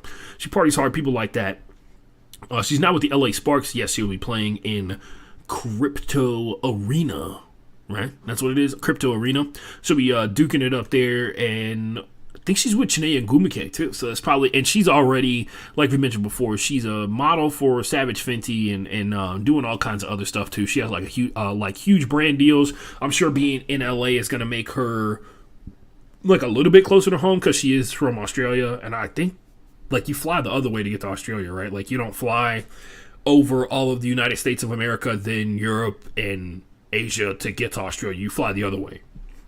I'm sure that'll help being close to LAX, but I mean Vegas wasn't really that far. But anyway, Vegas is a poppin' media place or whatever. But the fact of the matter is like the Sparks just got like a huge free agent in Liz Cambage to come play for them, one of the best basketball centers in the game. So we'll see how they turn that out because now they have one of the best big combos in the league right now with Chiney Gumake and Liz Cambage. So we'll see what happens. And everybody's favorite Tia Cooper.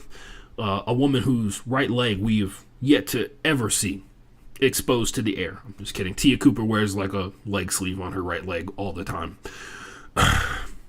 She at one point was dating Dwight Howard. I don't think that's happening anymore. I think she's dating, oh man, it's not Wayne. She's with a rapper that I know. Anyway, moving on with my life, actually, the actual story to talk about here. The WNBA has raised an all-time high in capital in the course of an offseason. They've raised $75 million for the upcoming season and reinvestment into the new season and stuff. Reinvestment money and new investment money coming from the team owners and new deals that they've cut for this upcoming season. Turns out people like basketball. Who would have thought? This is massive as the Athletes Unlimited brand continues to rise across America, really across the world. If you don't know what Athletes Unlimited is, it is a all-encompassing. It would be like FIBA volleyball.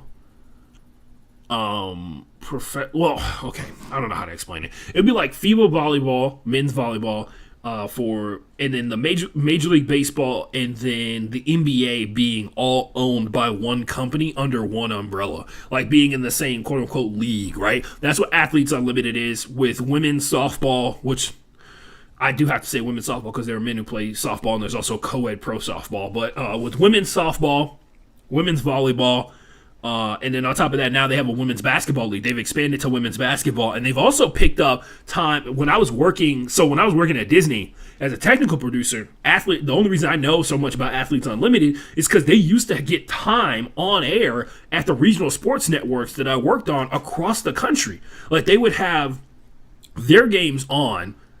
Some of them were live, and then some of them were live on alternate channels, and then they had a ton of replays. Like a ton of replay time slots. So like they had a 3 hour, or I think it was like a 2 hour block or something like that. And my job was to like cut down the game into the different time segments that they had, right? Take their 3 hour and 15-minute game and turn it into 2 hours. I used to do that all the time. But they had mad airtime for a league that I had never heard of, and I like got to watching some of their stuff because it would be on the TVs when you would walk in and stuff like that. But it was like all times of the day. Like they would get a midday replay, they would get a late night replay, and then they would get a morning replay. So it's out there and it's becoming a thing. A lot of WNBA players are actually playing in the Athletes Unlimited League. I don't think that they actually interfere with each other, but they do have a softball, basketball, and a volleyball portion of Athletes Unlimited, which, by the way, it is it's interesting. So Athletes Unlimited could force WNBA expansion, right? Because the competition helps everybody, right? Now the WNBA has competition because they do play here in America. So that a lot of those WNBA players, if Athletes Unlimited gains enough money and notoriety, they can pay them the amount of money that they were getting out in Europe. And for the first time in a long time, the cycle and system that a lot of WNBA players go through, where they're literally like, you playing for a WNBA team, you're signed to another team in Europe, you leave once your season is over, whatever time that is over for the WNBA team, even if you make it to the championship game, basically like a week or 2 days or 3 days or 4 days later, you're on a plane to Europe to play for your European basketball team. Vast majority of the WNBA players are playing year round. And the funny part was, up until 3 years ago, WNBA players didn't have health insurance that covered them in the offseason. Yeah, like legitimately that was a thing. They had health insurance that only covered them during the course of the season, which is insane to think about, because if you're really invested in your athletes becoming the best athletes they can so you can get the best basketball to get the most money, you would want them to be in a situation where they're getting the best medical care for even the smallest injuries to keep the great athletes and great regular and exceptional athletes that the WNBA players are around as long as possible, so that when more talent comes into the league, the talent level rises even higher instead of goes back to where it was before. Because if you're playing injured players or players that aren't getting the best medical care, I think little differences go a long way for a lot of these players, especially if you're a player that seeks therapy on a regular basis. You're a player that seeks therapy and you don't have health insurance that covers that. Therapy is expensive, especially when you are a person that works year round. Like, there is no off season for professional basketball players. But yeah, professional women's basketball players. But anyway, hopefully this will force expansion of the WNBA to create competition for Athletes Unlimited, because right now their system doesn't have the teams attached to certain cities. It's just about the individual brands of the players. So this is how Athletes Unlimited works. They get 4 team captains initially to start the season.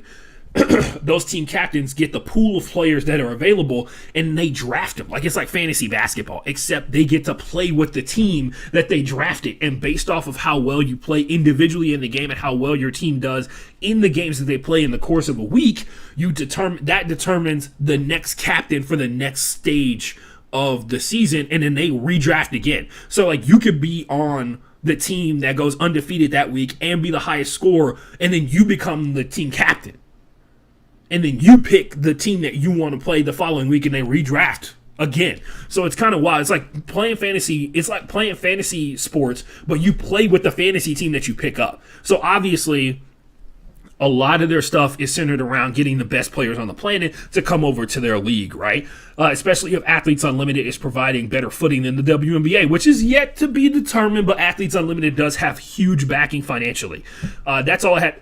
That's all I have for the WNBA. They raised a record high $75 million in capital for the upcoming season. So people are paying attention. That's also, by the way, that's coming off of back-to-back record high rating seasons for the WNBA. Remember, out of all the sports that took a hit ratings-wise, there were two sports that clearly had a drastic increase, and it was the WNBA and the UFC.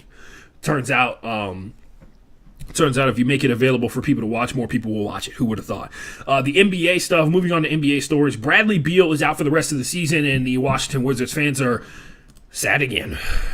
Yeah, so he's out for the rest of the year, which is disappointing because Bradley Beal is one of the best offensive players in the NBA. In the NBA, like, without question. There's no like qualifier or anything like that.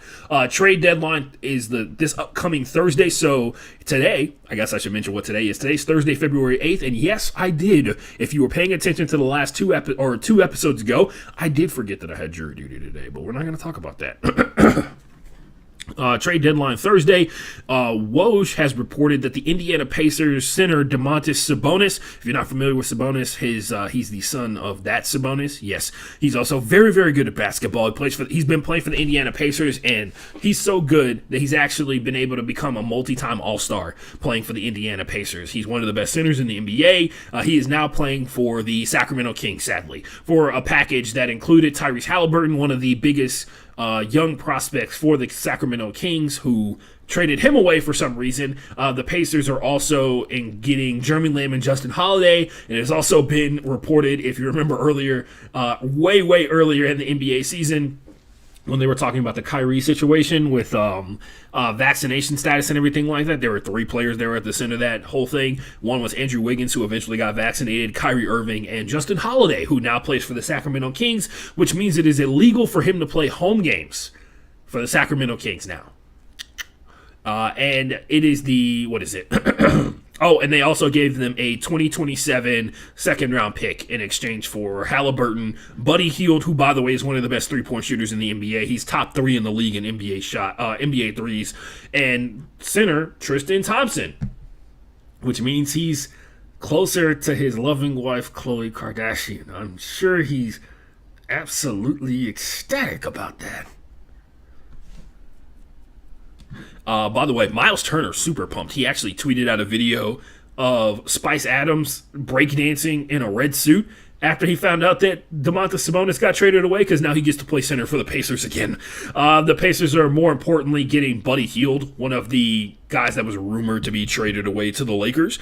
He's now in a more tradable, I would say, environment, because the Indiana Pacers don't have anything invested in not trading Buddy Hield away to the Lakers. The Sacramento Kings, obviously being a California team and also being a team that is often forgot because of the bright stars that are the LA Lakers, or bright franchise that is the LA Lakers, the Pacers are not affected, like, structurally by the existence of the Lakers. So they'd be more likely to trade Buddy Hield. We'll find out if that is even on the table, because there's only 2 days left, and I'm assuming the Pacers are going to want a lot for Buddy Hield. And the Lakers are desperate. I don't know if they're that desperate, and they are like I said before, Buddy Hield, one of the best three-point shooters in the league, and has been for the last couple years. The only person who's made more threes than Buddy Hield in the NBA the last 3 years are like Steph Curry and James Harden. Yeah. It kind of sneaks up on you a little bit when you're not watching Sacramento Kings basketball on a regular basis. The Blazers made a trade with the Pelicans, or the Pelicans made a trade with the Blazers, depending upon who your fandom is, whatever. It is the end of an era, and like I mentioned at the beginning of the show, shout out CJ McCollum, who just had a kid. He's also recovering from a punctured lung earlier this season.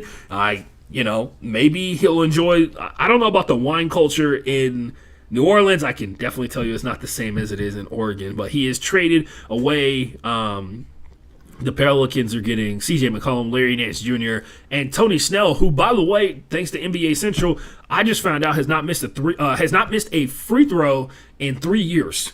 But yeah, they're going from Portland to New Orleans, and from New Orleans to Portland, I'm going to tell you this right now. This Nikhil Alexander-Walker kid, I've only heard about him, never seen him actually play. Tomas Sadaransky, I've seen him play. Didi Luzada, not have seen him play. Have seen Josh Hart play a lot, though.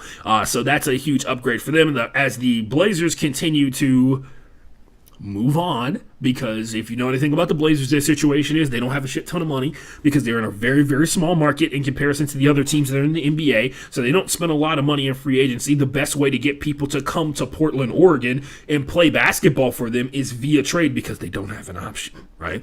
And then on top of that, they also want to do it with like a lot of younger guys because younger guys are cheaper in the NBA instead of vets. So now a lot of young legs around Dame Lillard and Yusuf Nurkic. Now it's a question of whether or not those guys are going to figure out what the deal is. But I can tell you this right now, it looks like the Pelicans are going to have plenty of playing time for all these guys who are getting traded from the Pelicans. The Pelicans were a team that was really heavily led by a lot of young guys as well. Like they're a team that's been picking in the lottery consistently for the past 5 years? Even after selecting Zion Williamson, the Pelicans are awaiting the return of said Zion Williamson. A lot of people are speculating because of that foot injury and because of the way the recovery has been going. There's a chance that may not happen this season. There's other people who are very optimistic and talking about the Pelicans making a play-in game. I don't know why they would want to, but hey, here we are. But yeah, this is interesting because these two trades that I just talked about don't seem to actually help anyone. Like, objectively, right now, on their surface, it does not seem that they're helping anybody get better.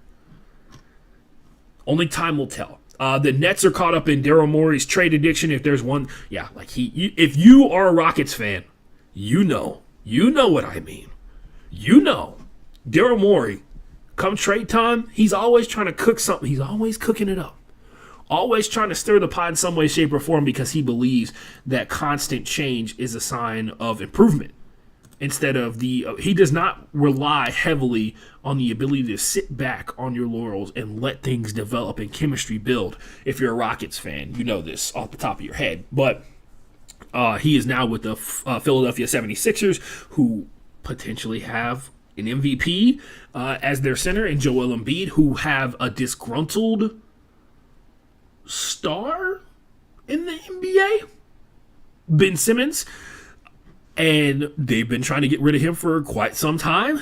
And apparently Daryl Morey has been very interested in getting his old friend James Harden back in a uniform for the team that he coaches, and he's been talking about it since January and talking about it since before the season began, and people thought it was kind of outlandish because of the whole Ben Simmons situation and James Harden being better at basketball than Ben Simmons is.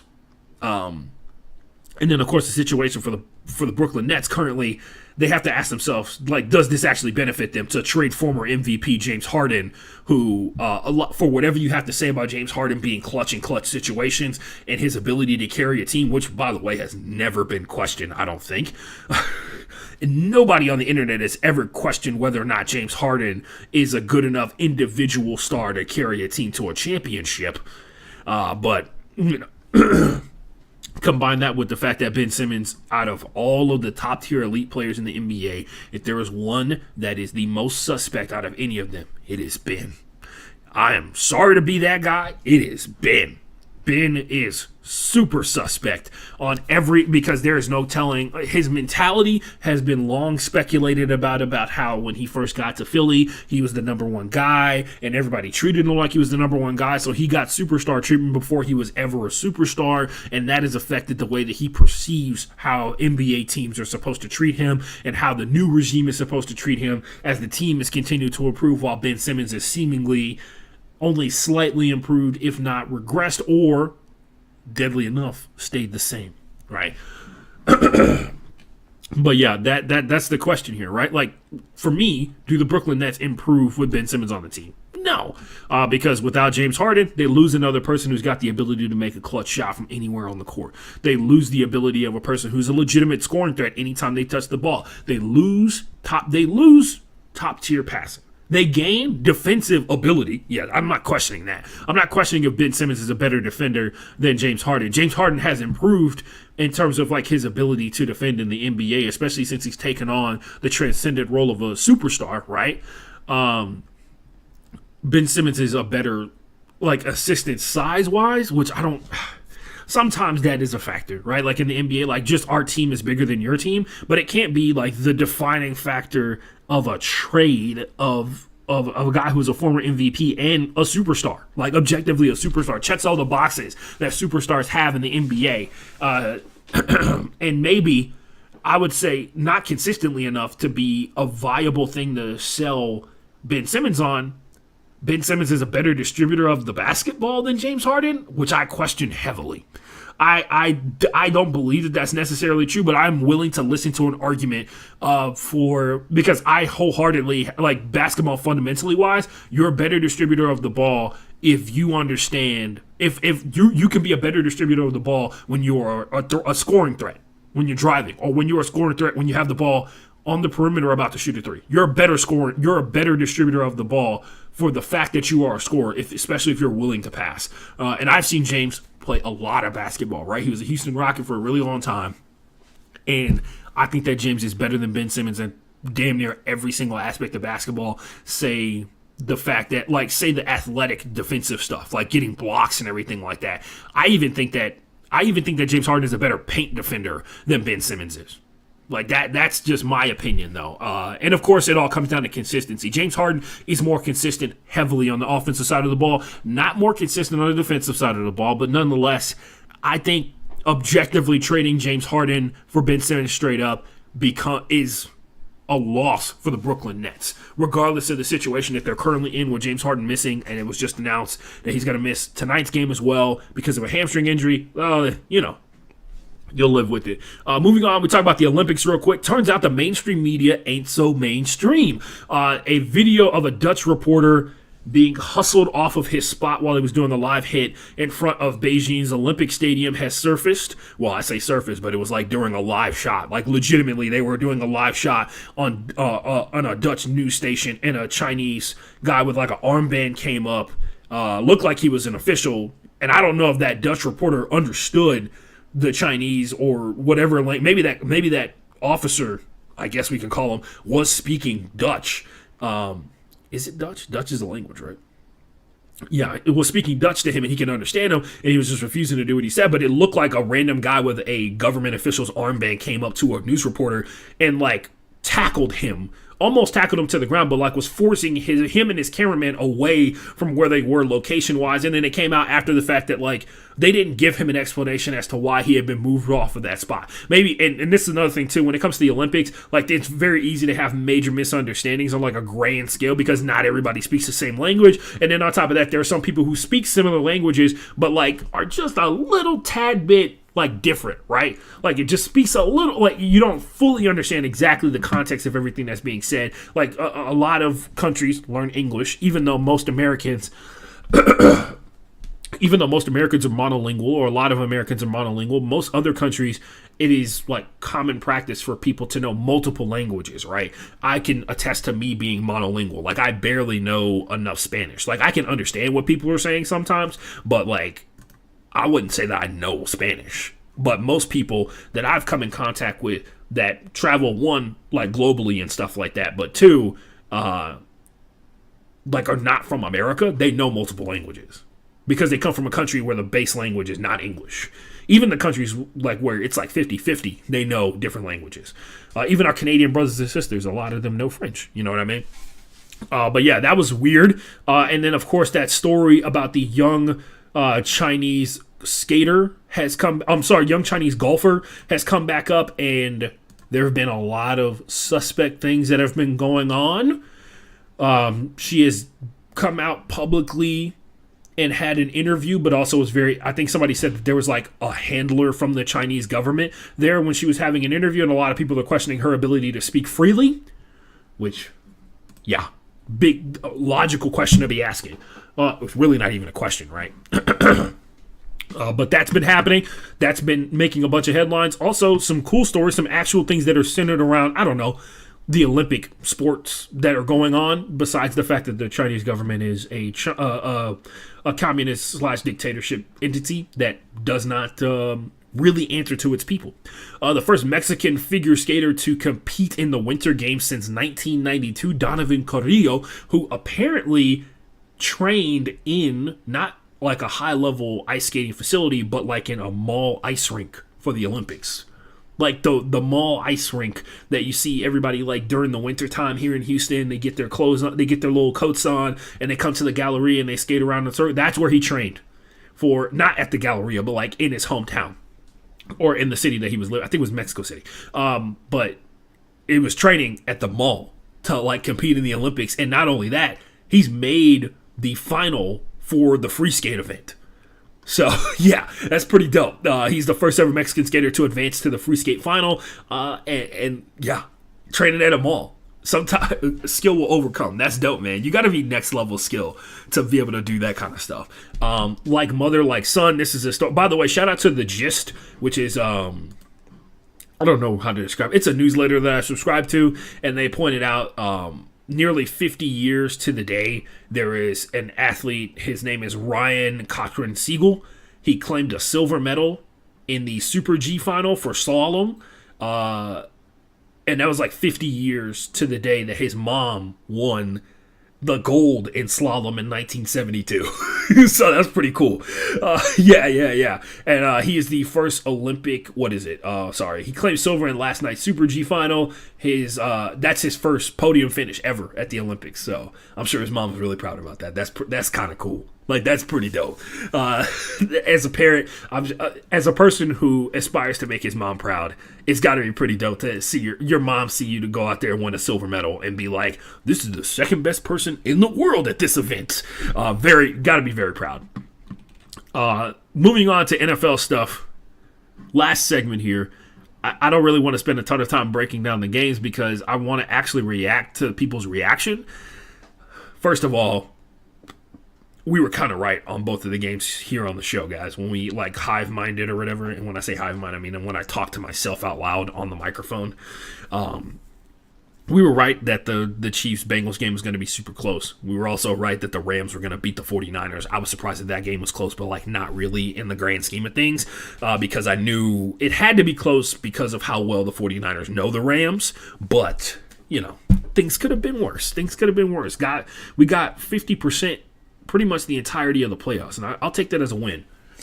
We got a ton of games. We missed 2 games in the first round of the playoffs, and then we called we called most of the big upsets.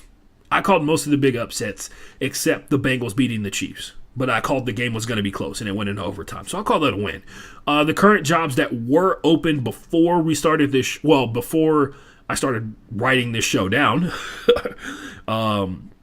The Jaguars, the Minnesota Vikings, and then the Miami Dolphins and the Houston Texans job was still open the last time we did the show. Since then, Doug Peterson has taken the Jacksonville Jaguars job, former Philadelphia Eagles head coach who won the Super Bowl because he had a quarterback who could catch a touchdown pass and Tom Brady couldn't. Remember that? Basically, like they were like match for match, except when Tom Brady dropped that touchdown, he dropped that catch for a first down on a Philly special. Anyway, Minnesota Vikings head coach is now Kevin O'Connell. As soon as the Super Bowl is over, he will take over because he's the current offensive coordinator for the LA Rams. So that's a pretty good get for the Vikings, especially considering how much offensive firepower that they have. I'm sure he can figure out something to do with like the fact that the Vikings have 2 of the top like 15 wide receivers 2 of the top 20 wide receivers in the NFL. I would say Adam Thielen and Justin Jefferson. Combined with the fact it seems like they got some pretty talented tight ends that weren't like very much like they couldn't figure out one guy to keep in the game most of the season, which was kind of weird. But they had some pretty talented tight ends. Plus they have Dalvin Cook, and for whatever you have to say about Kirk Cousins, when put in a position to succeed, does. He doesn't really. He has come back they basically came back a bunch of times this game. Remember we talked about this, like how the Vikings and the Chargers were the same team.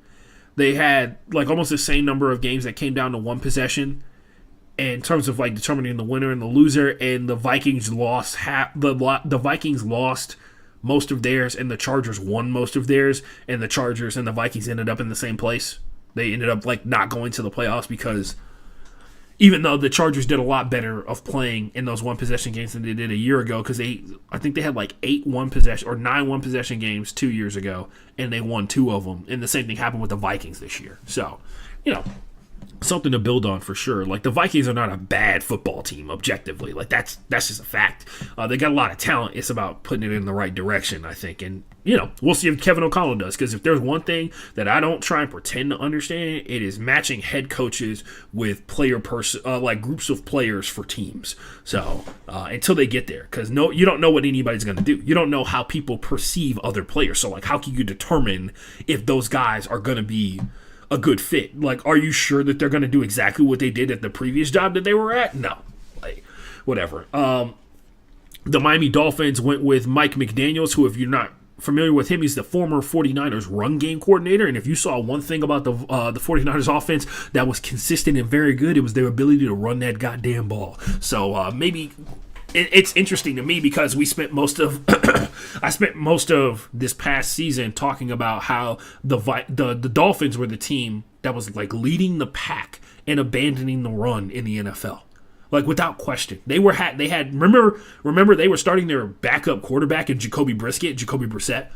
They were starting their backup quarterback in Jacoby Brissett, and he was like averaging 40 passes a game as a backup quarterback, 40 pass attempts a game, because they just completely abandoned the run. And they were basically only using Myles Gaskin when they were in the red zone. It was very strange. But nonetheless, Mike McDaniels, I have a strange feeling, may have a different opinion on how to use Myles Gaskin than Brian Flores did. We'll find out. Only time will tell. Multiple coaches were interviewed, and apparently Mike McDaniels blew the Dolphins away in a 50-minute Zoom meeting. Like I said before, if you really want to get like super in-depth about that one, you should definitely check out the conversation that the Dan Le Batard show had. What was it, Monday? Whatever day Monday was, February 7th. You should check out their conversation about Mike McDaniel, because they raised some legitimate questions. They talked about what they think, and they've been watching the Dolphins for a long time, and they kind of have a good understanding of the organization at a high level. Not necessarily Mike McDaniel, but they understand the organization and like how things run and why they've been the team that they've been the last couple of decades. The Houston Texans promoted Lovie Smith from defensive coordinator to head coach, and yet again, for back-to-back seasons, not only have the Texans put a black man in position to take the fall for what looks like it could be a bad year upcoming for the Texans. We'll find out. Time will tell. But nonetheless, also a head coach getting a job being shrouded in people shitting on that coach before they've ever had a chance to fail. So that's always fun to me. I enjoy it because it only happens to like a certain group of people for some reason. John McClain reported also that there was definitely a last-second change from Josh McCown to Lovie Smith on like Friday.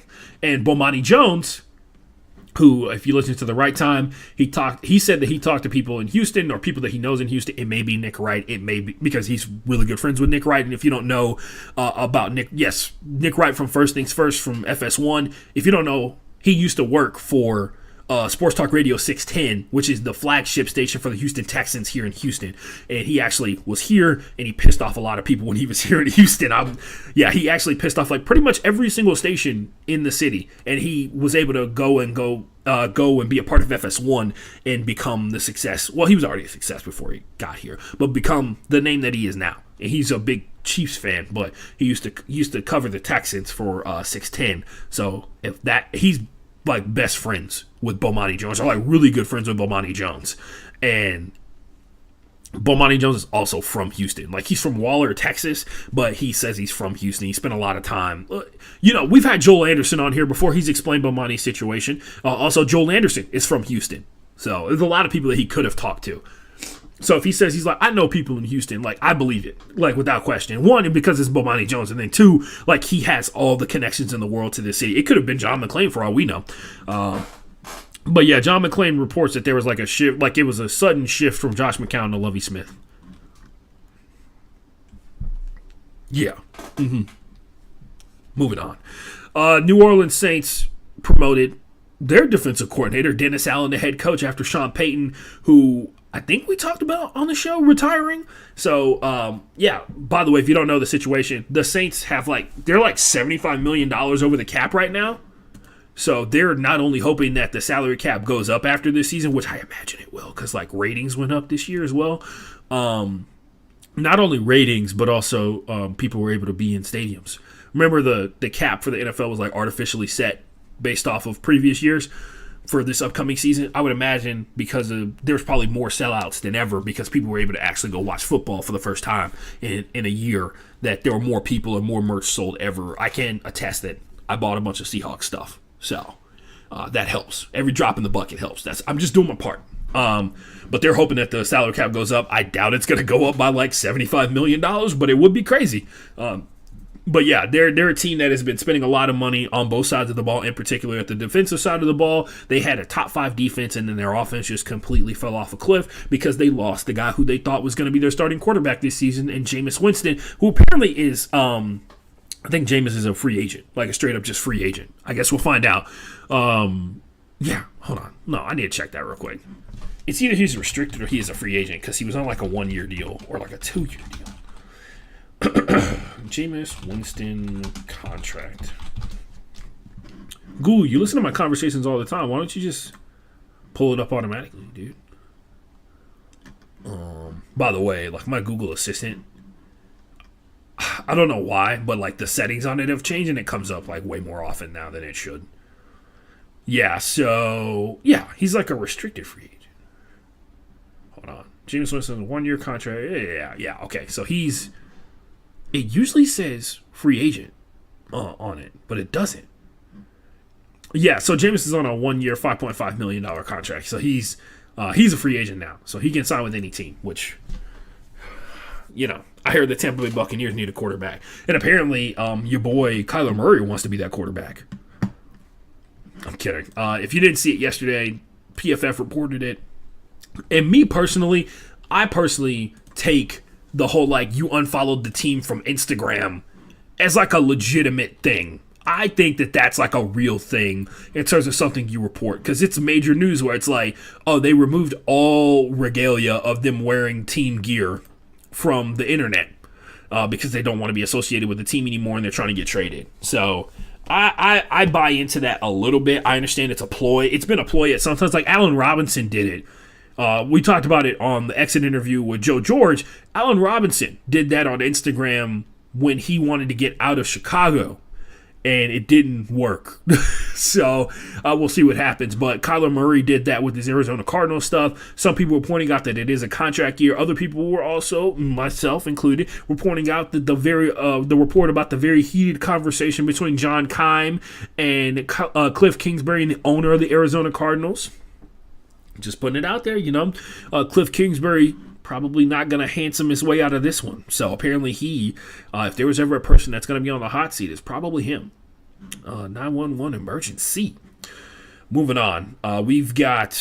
Oh, wait, no. The only thing we got left is to talk about the only thing we're doing now is talking about the the last 2 games. I'm not doing Super Bowl predictions until Friday. So, because... we're going to find out if CJ Uzomah can recover in enough time, because I feel like he could be a game-changing factor in some way, shape, or form. We'll find out. Bengals versus Chiefs. My biggest takeaway from this is people don't watch football, but they watch football all the time. A lot of people were giving credit to Joe Burrow for for coming back in this game, and the credit should go to the Bengals defense. They shut down the Chiefs in the second half of this game. I don't get how people took a game that went in overtime, objectively very close game, 27-24 was the final score. I don't get how you take oh man, they scored in every single quarter in this game. They scored the most points in this game in the second and the third because they scored that touchdown and then got consecutive back-to-back stops versus the Chiefs to end the half defensively, right? And it would have made, remember, there was one point where we thought the Bengals were going to be up, 24 to, they were going to be up 28-10.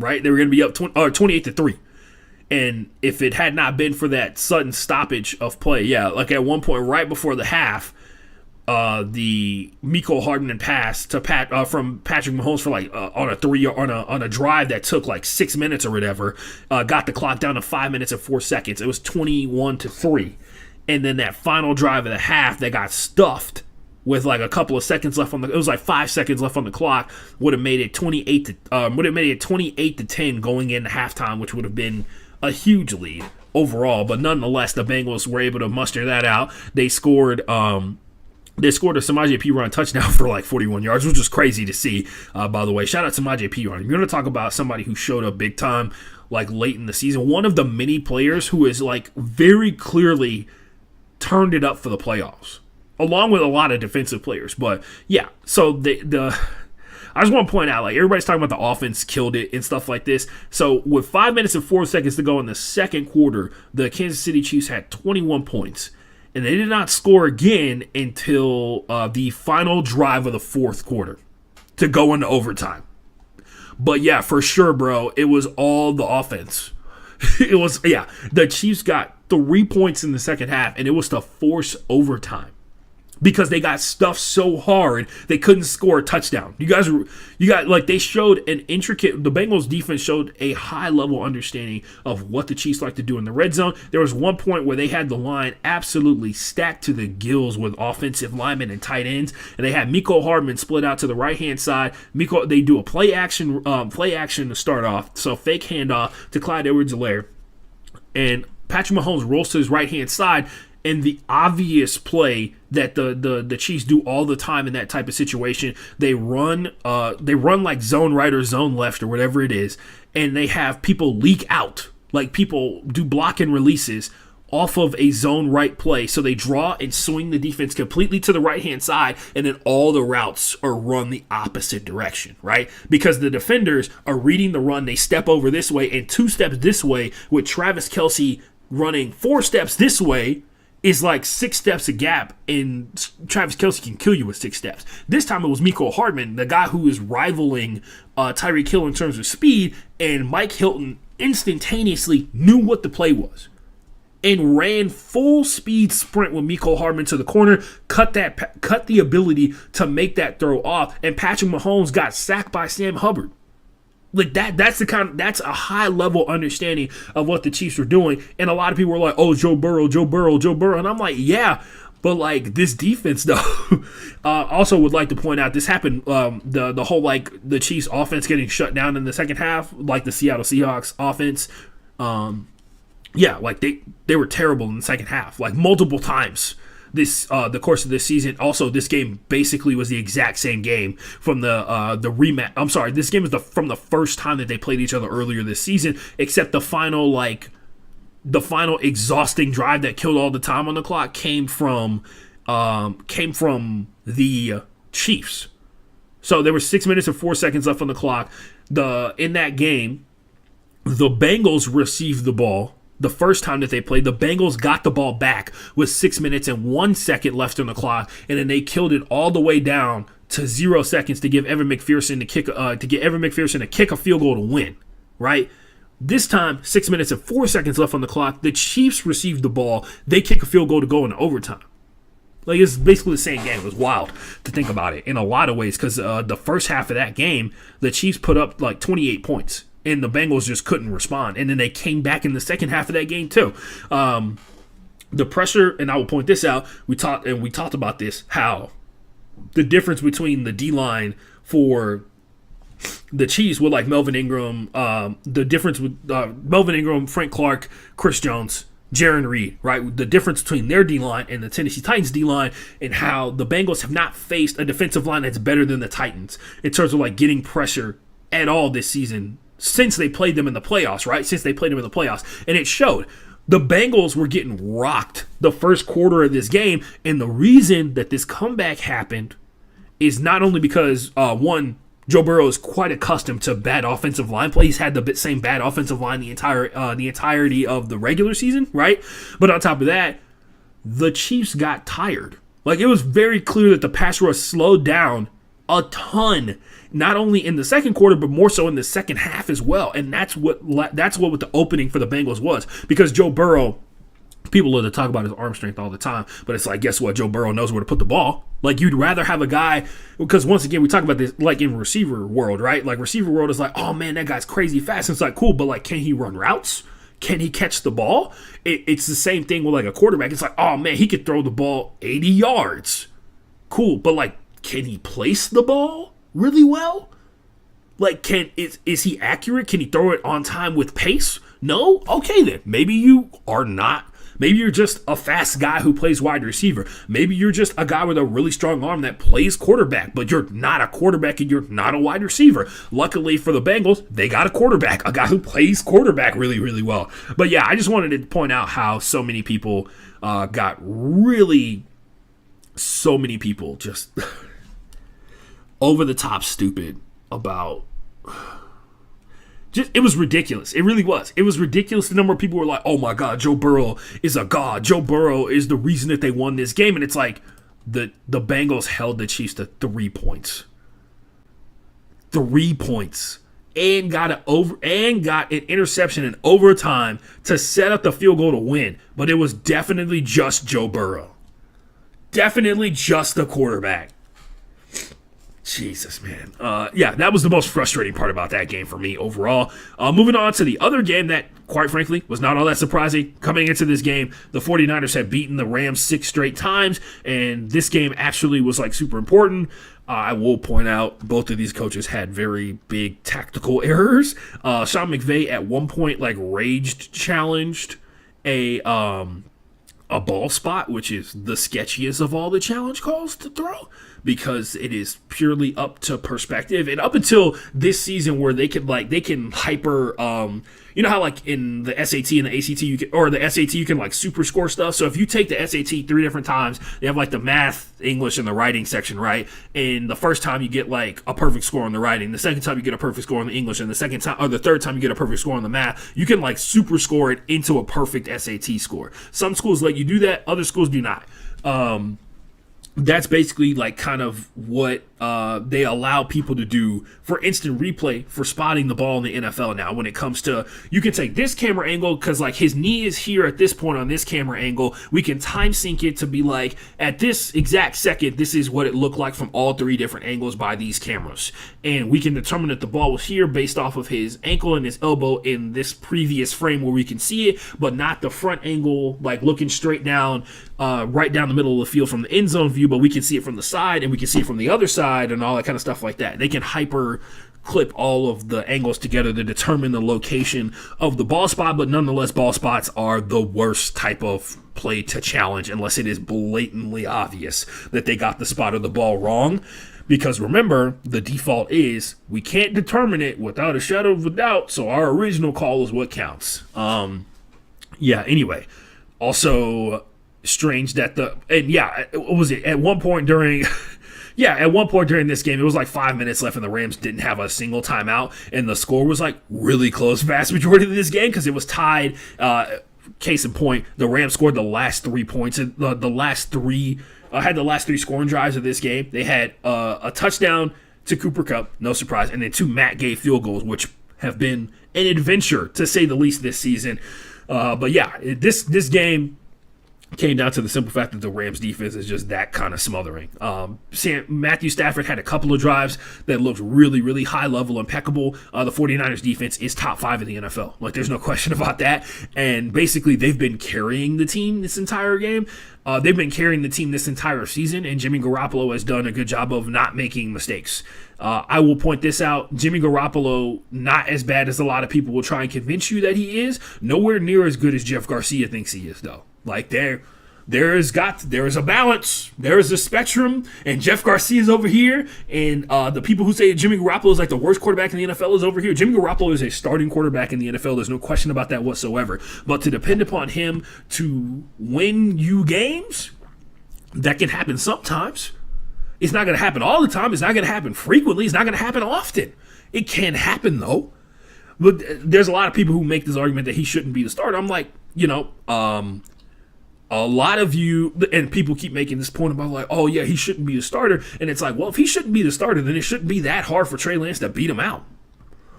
But yeah, Trey Lance is probably going to start next year, and he's going to struggle. So not a great division to struggle in, But I wish nothing but the best for him, more so because, not only because Trey Lance is another one of these North Dakota State guys, so you want the little school guy to win for sure. But on top of that, he's a black quarterback in the NFL, so he's got a whole different level of pressure that is being applied to him by people who try and pretend that it is completely centered around his play when it is very obvious that it is not. So, yeah, that's all I got on this one. Can't wait for the Super Bowl. We're going to talk about it when we get to it. We're going to talk about it on Friday. If you got anything you want to say on the show, send it to me on FB_playbook. Hit me up on Twitter there. Hit me up at BrokeBoy. Well, don't hit me up. Follow at BrokeBoyPod. That's the podcast Twitter account where if you want like just links for the show in your stream, you should definitely check it out there. Broke Boy Pod. There's what else? Oh, my personal Twitter account is at the Ashton J. Follow me on TikTok and Instagram at the Ashton Forever. The at is not a part of my name, but the Ashton Forever. Anyway, that's all I got. Have fun. Wash your hands. Wash your ass. Be kind to people, and if you have the ability to, please take an entire shower and wash your legs. You know who I'm talking to. Go home, Roger.